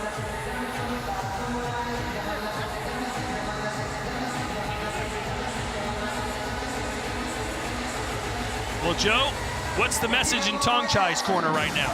Well, he keeps coming in and clinching. In my opinion, he needs to keep up with these low kicks. I feel Dannenberg has the advantage in the hands, so Tong Chai really needs to chop away at those legs if he wants to, do some good damage in this last round.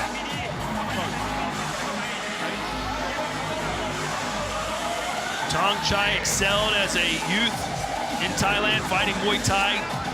His career culminated in winning a Lumpini Stadium title at the age of 17 years old. Lumpini is basically the big stadium there for Muay Thai. You win the championship there, you're basically the national champ. He did that at 147 pounds. Tonight, he's fighting at 170 pounds. Fight! Big difference, but he is a bit older, 21 years old now. Just still very young in the sport. But for Thais, it could be a little older since they start when they're really young. Started when he was 11. One judge gave the second round to Tong Chai, the rest for Dannenberg, so it's his fight to lose now. Nice 1-2. Stop! And occasionally when Tong Chai gets clipped, he kind of falls back into that, let me put my hands up in front of me as opposed to putting his hands up by his ears. Yeah, and he usually continues to walk forward, so I think he's using the clinch still too much to defend the boxing, so still needs to go back. Again, boxing is still new to him. He's been doing Muay Thai his whole life. This is a brand new sport for him. But again, no excuse. We've seen someone like Sitthichai come in and dominate in the lightweight division. Break! Sitthichai coming off a victory at Glory 50 Chicago. An impressive win over Chris Baya. He completely neutralized Baya, who had no answer for Sitthichai. We've seen Panamarum do really well in the featherweight division as well.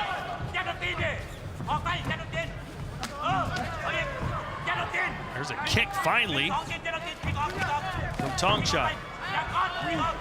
Break! Fight!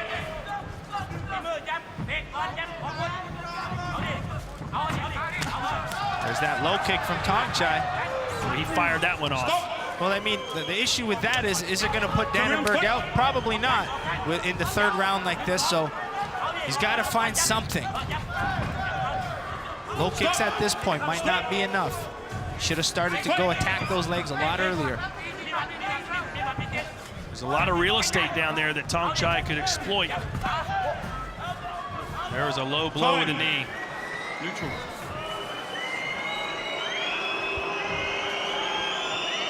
Caught him flush.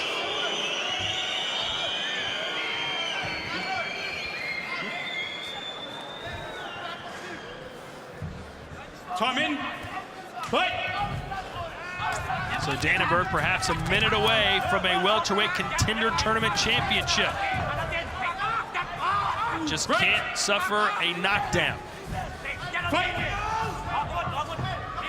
Does Tong Chai still have the power in his hands or with his kicks to put the big fella down? I don't think so. Well, there's a way. Doesn't count.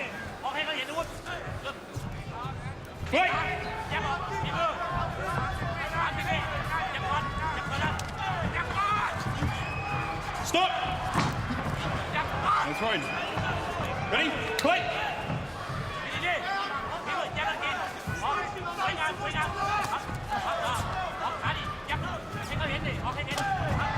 Flying knee from Dannenberg. 10 seconds left. Dannenberg wants a final flurry. Yeah, he does that at the end of every round. There's a little bit of action as the crowd gives a cheer. And Tong Chai clinches again. We're headed to break. One of these men will win the welterweight contender tournament title. Who is it? We'll find out next.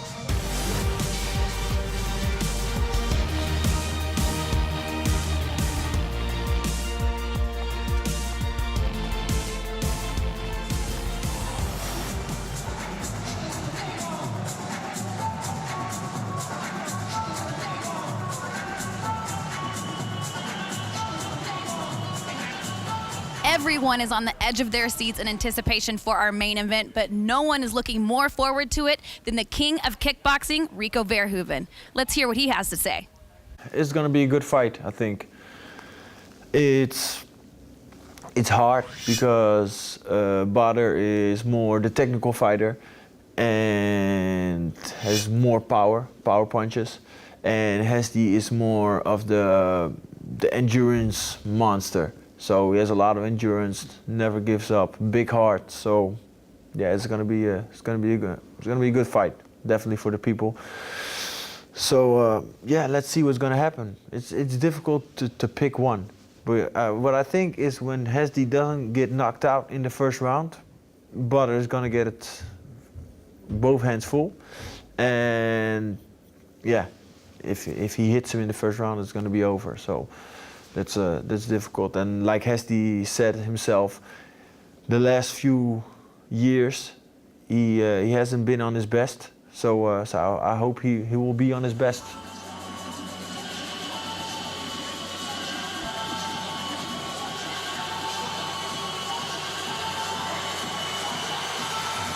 We're back in Rotterdam. Let's look at our highlights from Dannenberg versus Tongchai. Yep, Dannenberg started good, staying long with his punches, good punch combinations. Tried to land the knees. Not very successful with his kicks and knees in this fight. His advantage came in the boxing, but we did see a lot of clinching, dumping, and messy fighting on the inside. But it seemed like Dannenberg was doing the better in the combination exchanges. And here's that end flurry. Dannenberg trying to create as much space as he can to try to steal that last round. Here are our final strike statistics. Tongchai with more kicks and knees, but Dannenberg substantially landing more punches. Ladies and gentlemen, after 3 more tournament rounds, we go the distance, so we go to the judges' scorecard. Here are the totals. One judge scores at 29-28. The remaining 4 all score at 30-27. It's a unanimous decision for your winner. And now, contender tournament champion, Ivan Dannenberg. Here to present the Ramon Deckers Trophy and Certificate, Glory Chairman Pierre Anderon and our Managing Director of Sport, Cor Hammers. Congratulations to Ivan Dannenberg, who wins the welterweight contender tournament. Joe, how bright is his future in this division? Well, I just think he's so talented. He's long, he's rangy, and he just showed that he has some room for improvement, and that's what's so great about the sport. So he's got to go back with his coach, Clyde Peters, work on some distance control, and I think he's going to be a big threat in the welterweight division. And with that, we turn our attention now to our main event of the evening in the heavyweight division. It's Badr Hari versus Hesti Gergis, and it's next.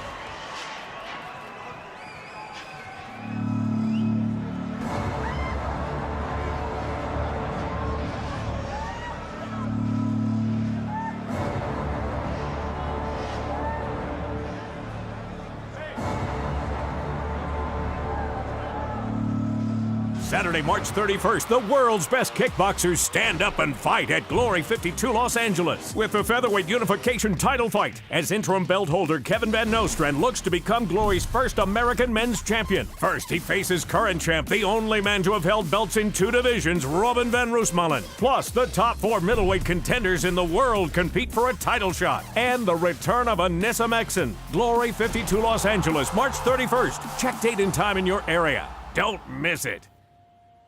Tickets.glorykickboxing.com. May 12th, it's Glory 53 at the Zenith de Lille, France. 10 top-flight fights that'll leave you seeing double with not 1 but 2 world title bouts. Harut Grigorian makes his first defense of the welterweight title. And it's an all-French affair for the women's bantamweight title, as Anissa Mexen makes her first defense against Amel Debbie. Plus, France versus the Netherlands with knockout monsters Hammerlane versus Deutsch. Glory 53 at the Zenith de Lille, France, May 12th. Buy your tickets now. Tickets.glorykickboxing.com.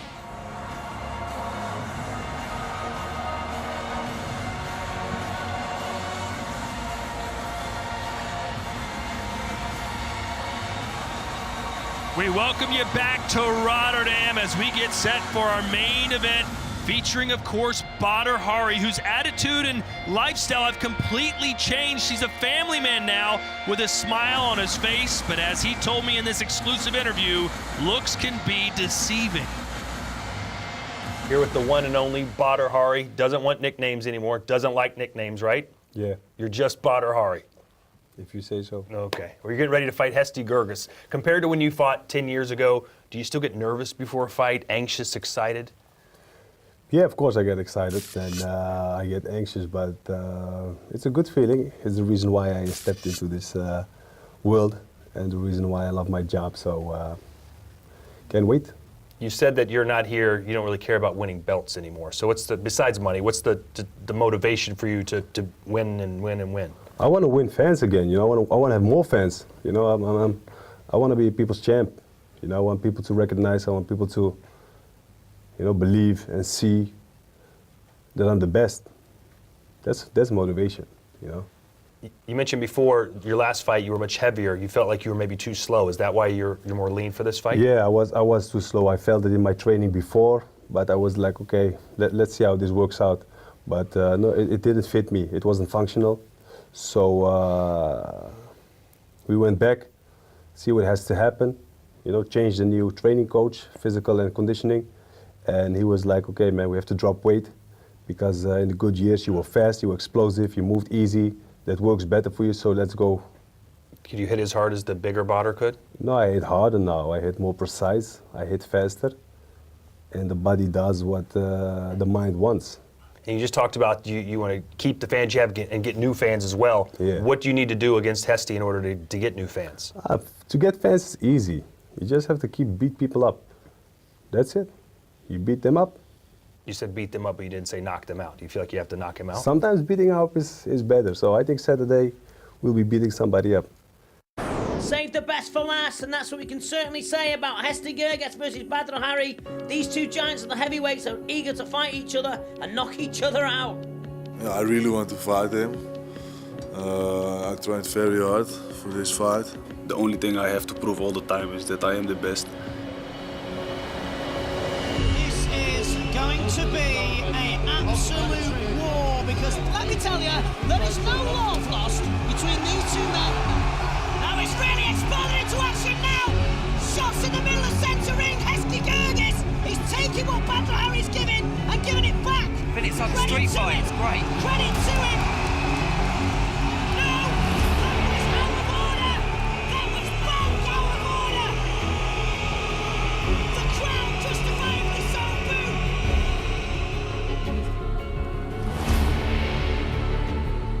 There is a kind of unfinished business in this fight. I think the most important thing on the line is it is a matter of honor.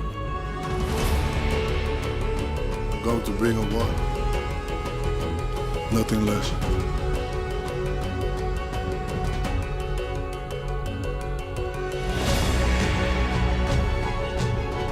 Hesti was making a little bit noise that he really wants it. We don't duck, we fight. So I think for him it's unfinished business, and I'm here to give him what he asks for. I won't show him any mercy, so yeah, let's knock him out. Yeah.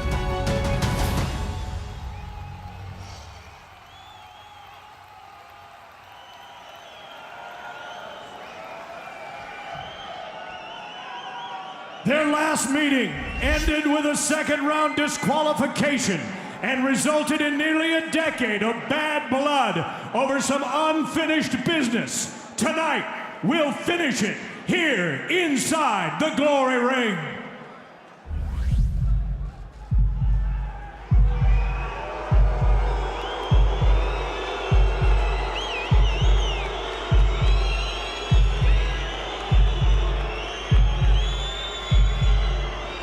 His debut came all the way back at Glory 11 in Chicago, and he's set to make his 10th Glory start.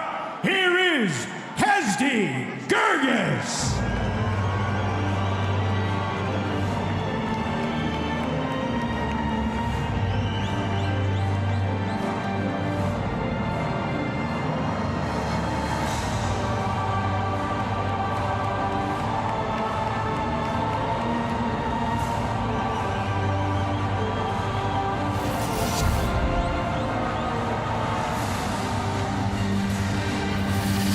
world may not believe Hesti Gerges can win tonight, but the fighter himself believes his victory is a foregone conclusion, saying, I've never been more confident about a fight in my life. I've already beaten Badr tonight. They just have to announce my name.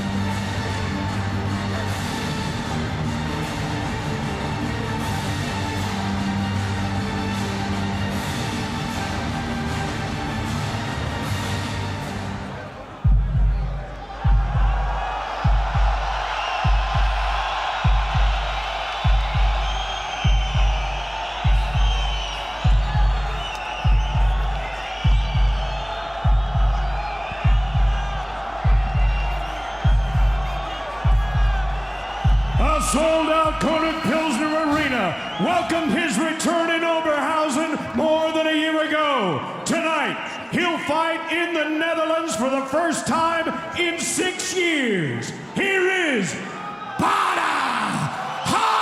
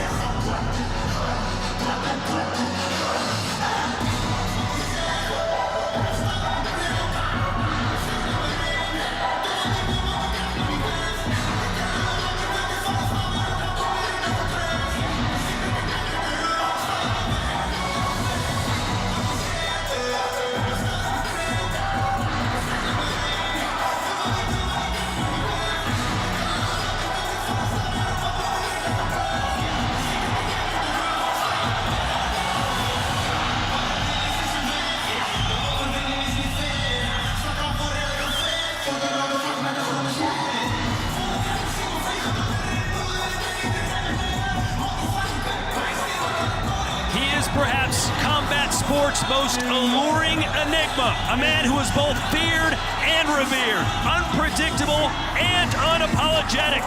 But is he still the destroyer in the ring that he once was? The world wants to know, and we're about to find out. Yeah, and you got to see the history that Badr Hari has had. He has fought the best kickboxers and the best heavyweights in the world. He has wins over Semi Schild, Gokhan Saki, Alistair Overeem, Peter Aerts, Ray Sefo. You're talking about one of the most ferocious kickboxers of all time. He is a massive favorite tonight, minus 470. He's expected to win. His fans expect him to win by knockout.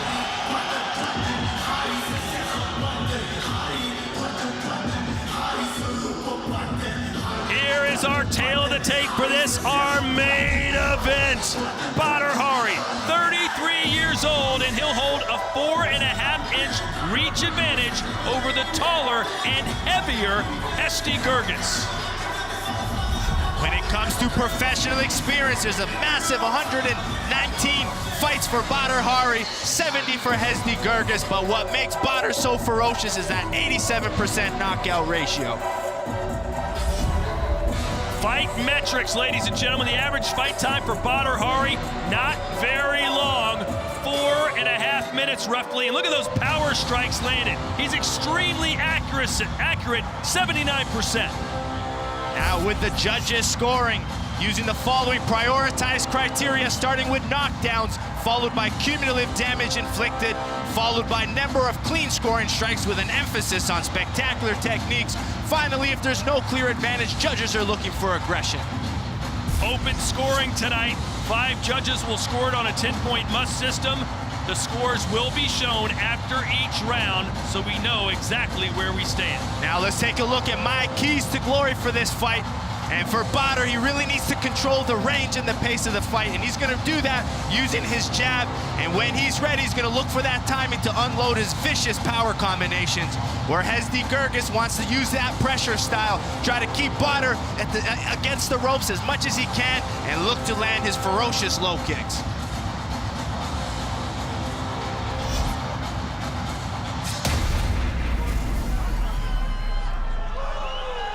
This is your main event of the evening.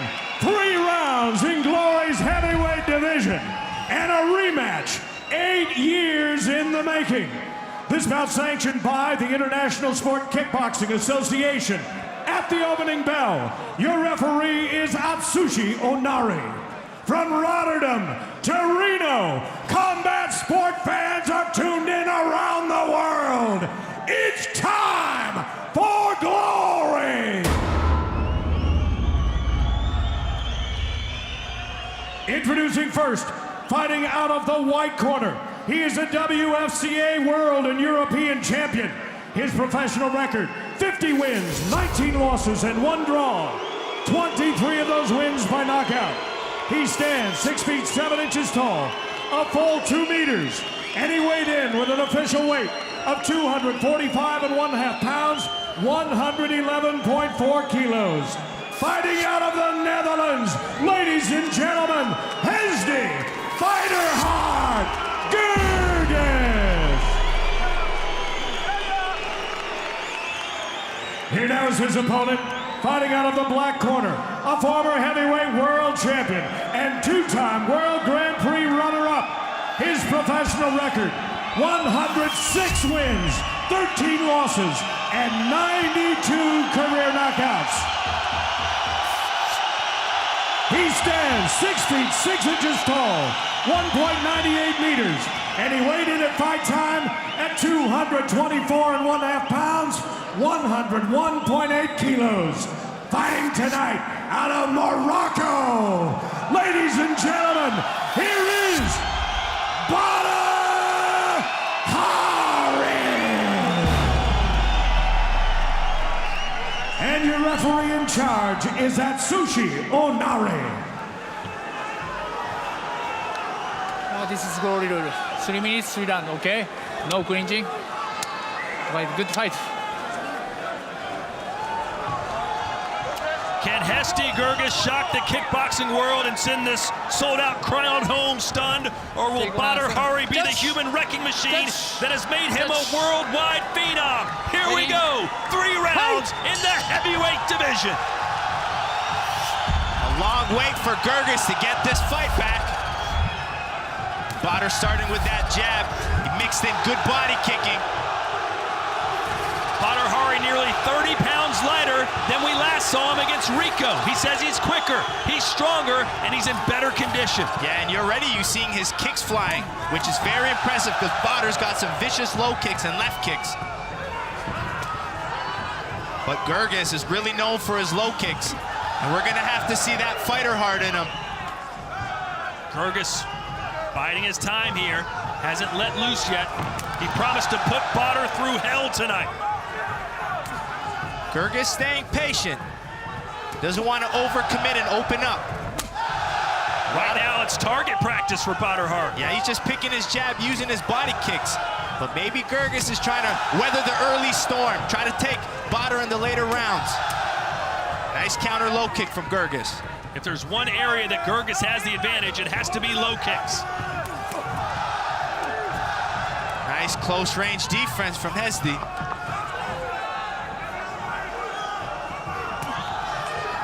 Jab of Badr's gonna keep coming over and over.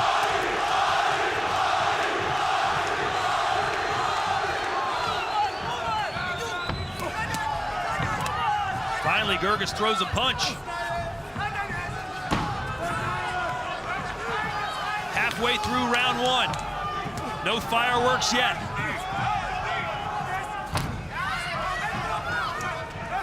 Jab to the body there from Gerges. Yeah, Gerges is switching stances, something we really don't see with him. That could be something that the change in Musi Gym is working with him.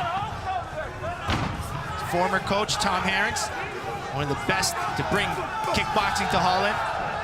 Still approved of Hesti changing camps.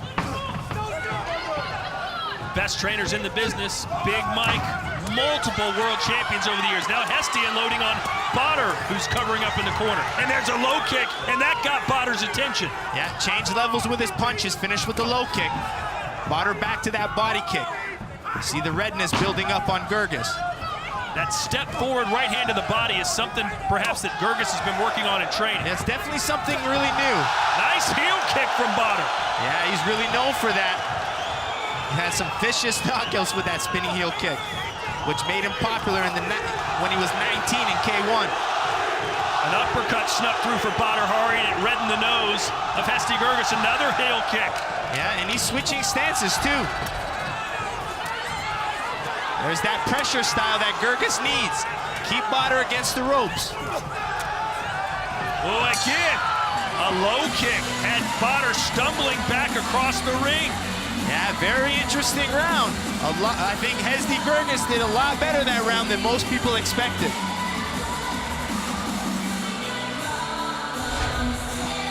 And here it's Hesti Gerges pressuring most of this round. There's that change in his stance.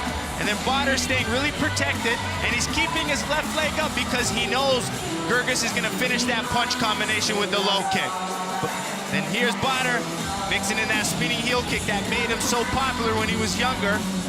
Not only did he throw it from his right stance, he even turned southpaw and threw a spin kick from that southpaw position. What did that last low kick tell you as Badr went spinning back to the ropes? Sorry, Joe, you didn't hear me. I said, what did that last low kick from Hesti Gerges that sent Badr sprawling back to the ropes? What did that tell you? It did a lot of damage. It means they're adding up. It means that Hesti Gerges needs to keep going there, and Badr's got to do a better job at defending it.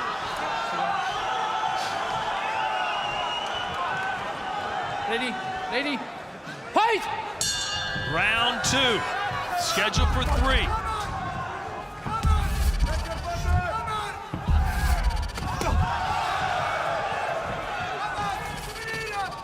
Badr's really trying to attack the body, whether with its body kicks or body punches.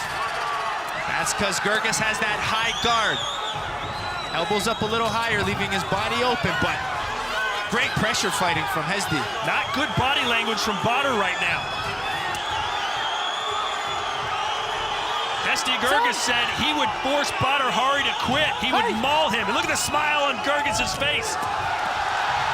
Don't count Badr out. There's a low kick again that sends Badr off balance. That's when Gerges is landing that kick the best. As Badr exit, Gerges lands that low kick. Badr calling him on. Badr waving Hesti in, and Hesti says, no thanks, I'll just keep punching you and kicking you from out here. Badr's staying really defensive. Is he trying to gas Gerges out? Nice rip to the body.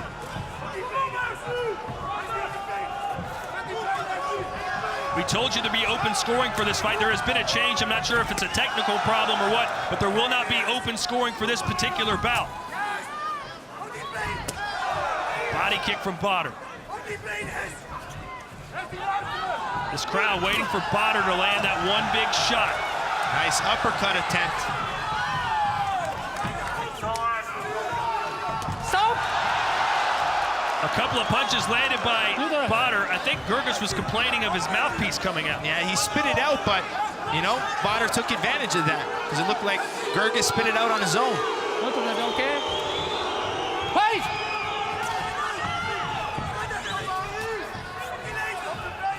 Gerges needs to make sure he defends himself at all times. Still waiting for those non-stop flurries from Badr where he usually opens up and throws 5-6 punch combinations. Right now, he's really staying shelled up and really ripping shots to the body and uppercuts. Gerges is really slowing down, hasn't thrown that low kick much. He just did there, but good check from Badr. Keep in mind, oh, there's an uppercut. Badr Hari's only had one fight in the last 2.5 years. Has these mouth guard out again.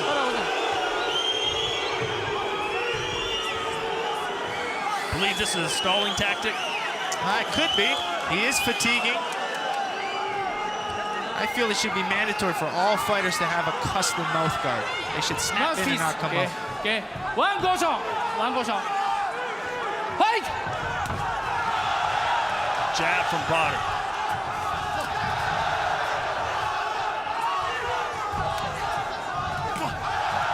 Badr relying on that uppercut. It's landed a few times. Seems to be his money shot. Downstairs goes Badr. Some thudding blows to the midsection. Another spinning heel kick. Hey!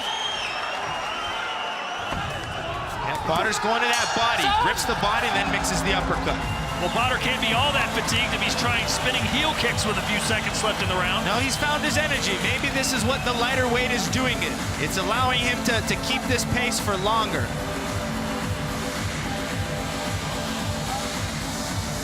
Let's see what happened with that mouth guard coming out. That came out way too easy. Badr still landed a punch. And then the second time, let's see. There's the uppercut. Badr smiles and it's shot out. Yeah, it's very interesting why it's coming out so quick. It doesn't even look molded. Typically, do fighters wear the same mouthpiece they use in sparring for fights? A lot of guys do, and a lot of them even use the cheap mouth guards you buy, but this is your health. This is your teeth, your brain health, so invest in a good mouth guard. Okay, this is last round. Okay. Make of that what you will. This is the third and final round in a very close fight between Badr Hari in the black gloves and Hesti Gerges in the white. Yep, second round was a lot better for Badr. He needs to keep that pace, the body shots, keep those body kicks going. Hesti needs to find some energy. Try to pressure fight again. It's Badr backing him up against the ropes now. Badr downstairs again. Waves Gerges in. Really liking that right shovel hook to the body. He's sitting down on his punches now as Badr Hari. There's a knee. Downstairs again. I'm just waiting for that Badr uppercut to fly. Stop! Fight! What Hesti was doing best was trying to push Badr back and then land those low kicks, but I don't think Hesti has the energy to do that. And it's Badr Hari pressure fighting now. Stop! Knees to the body, punches to the body. Fight! You know, Rico Verhoeven's at home taking notes right now. High kick from Hesti Gerges. Hesti finding some energy, not too much power. This fight seemingly still up for grabs here with a minute 35 to go. Fight! Well, if you give Hesti round one, Badr round two, it's gonna come to 3. A low kick there from Badr, and then he goes upstairs, then downstairs. Yeah, really relying on that hard right hook to the body. Badr has been more active in round 3 for sure.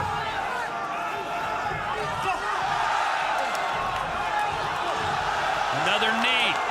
Stop! Fight! Blood pouring out of the nose now of Hesti Gerges. This crowd urging Badr on. They want the knockout. There's that uppercut. Oh, the right hand, right over the ear. Another knee to the body. Go, let's go.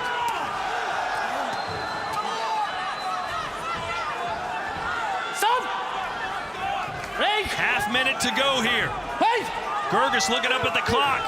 Fatigue is certainly a factor. Badr seems to be much fresher. Fight! A leg kick sends Gerges down, not a knockdown, no. Yeah, Gerges looked like he was trying to do a spin kick, and Badr didn't have it. Just attacked the legs right away.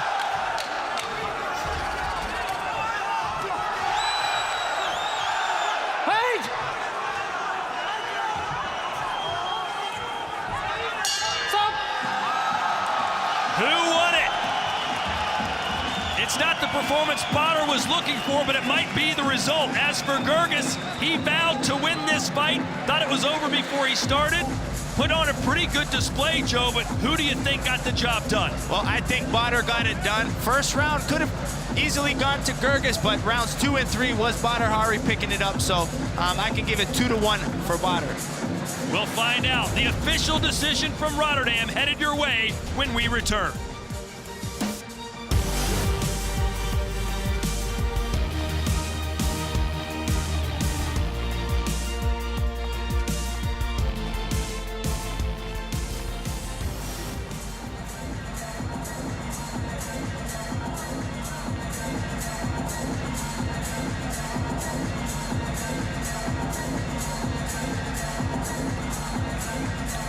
Saturday, March 31st, the world's best kickboxers stand up and fight at Glory 52 Los Angeles with the featherweight unification title fight as interim belt holder Kevin Van Nostrand looks to become Glory's first American men's champion. First, he faces current champ, the only man to have held belts in 2 divisions, Robin Van Roosmalen. Plus, the top 4 middleweight contenders in the world compete for a title shot. And the return of Anissa Mexon. Glory 52 Los Angeles, March 31st. Check date and time in your area. Don't miss it. Tickets.glorykickboxing.com. May 12th, it's Glory 53 at the Zenith de Lille, France. 10 top-flight fights that'll leave you seeing double with not 1 but 2 world title bouts. Harut Grigorian makes his first defense of the welterweight title. And it's an all-French affair for the women's bantamweight title as Anissa Mexon makes her first defense against Amel Debbie. Plus, France versus the Netherlands with knockout monsters Hammerlane versus Dude. Glory 53 at the Zenith de Lille, France, May 12th. Buy your tickets now. Tickets.glorykickboxing.com.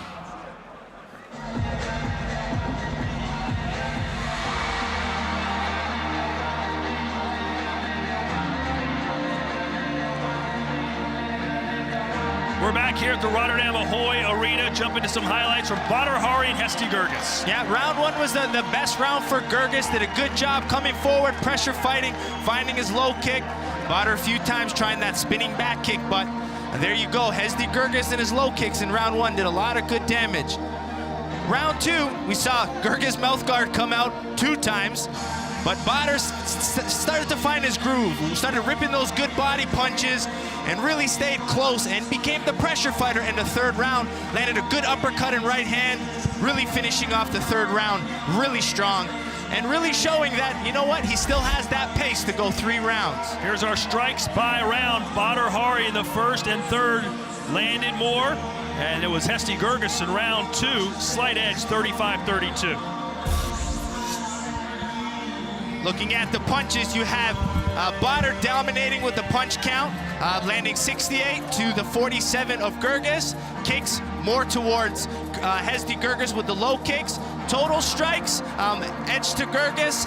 Total strikes landed went for Badr, but total strikes thrown was Hesti Gerges. Ladies and gentlemen, your main event of the evening goes the distance, so we go to the judges' scorecard. Here are the totals. 1 judge scores the bout 29-28. The 4 remaining judges all have it 30-27.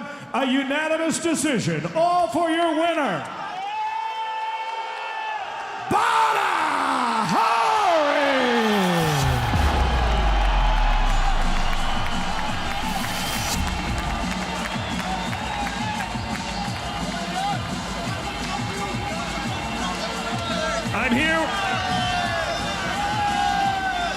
I'm here with the winner, Badr Hari. Badr, describe your performance tonight.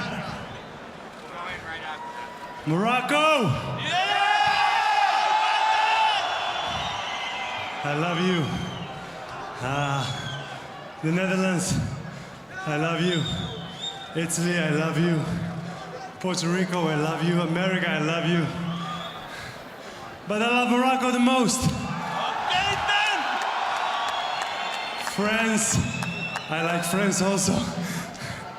No, you know, this isn't a fight we've been waiting for a long time. So I was burned, like a lot of people know. Like I don't lose rematches, my friend. I'm 9-1 in all the fighters I fight for the 2nd time. If you give me a 2nd chance, I beat you up. But let me say, Hesti did a good job. He's one of the toughest fighters walking around in Glory. He's no easy guy. He got a big heart, but tonight my heart was bigger. So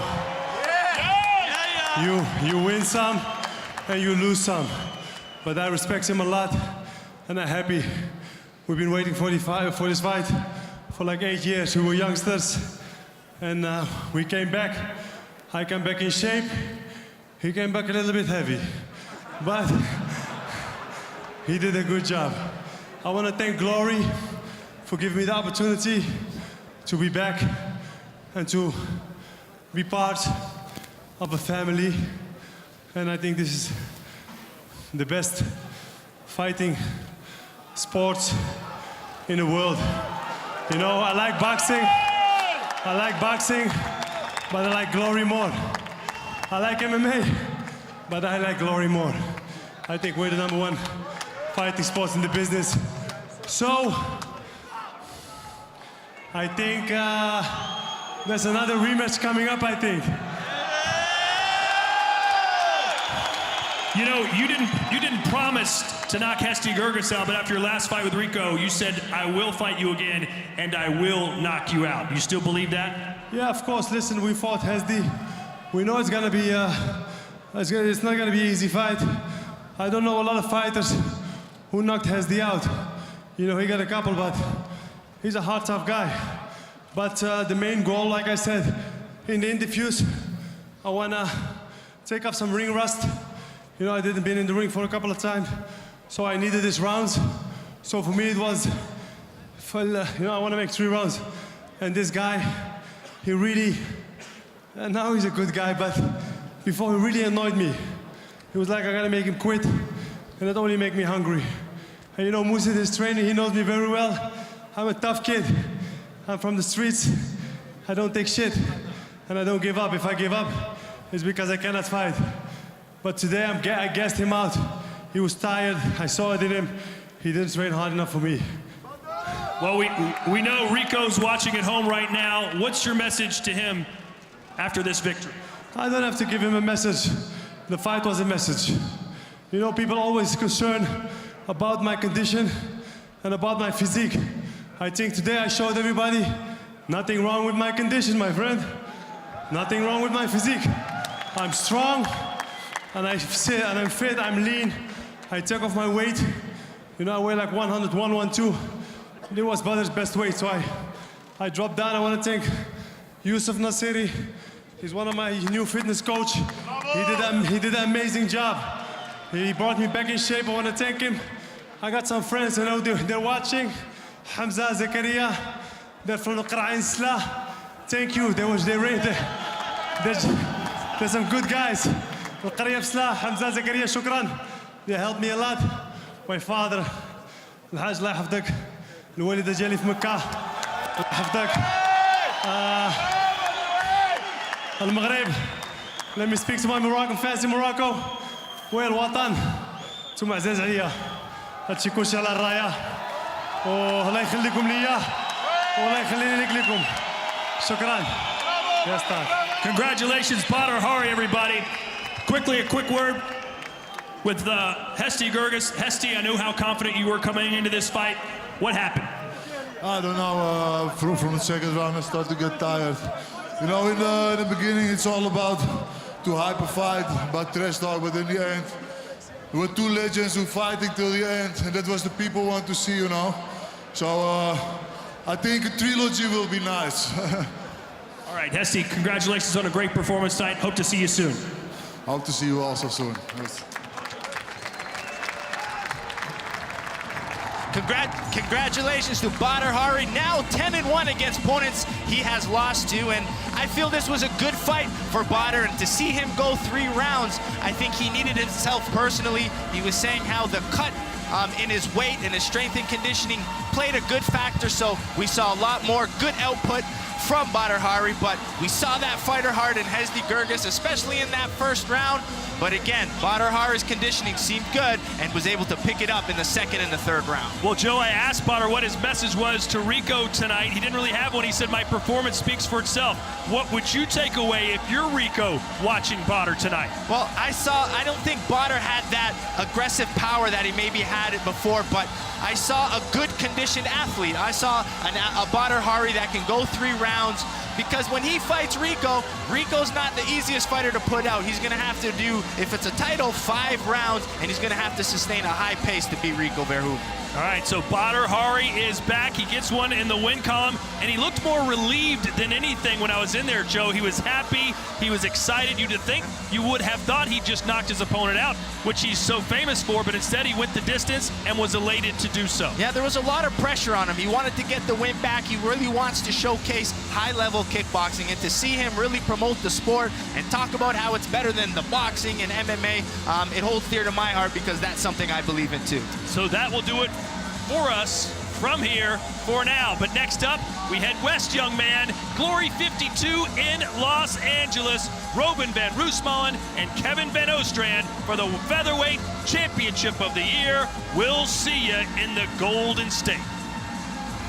Saturday, March 31st, the world's best kickboxers stand up and fight at Glory 52 Los Angeles with the featherweight unification title fight as interim belt holder Kevin van Nostrand looks to become Glory's first American men's champion. First, he faces current champ, the only man to have held belts in 2 divisions, Robin van Roosmalen. Plus, the top 4 middleweight contenders in the world compete for a title shot. And the return of Anissa Mexon. Glory 52 Los Angeles, March 31st. Check date and time in your area. Don't miss it.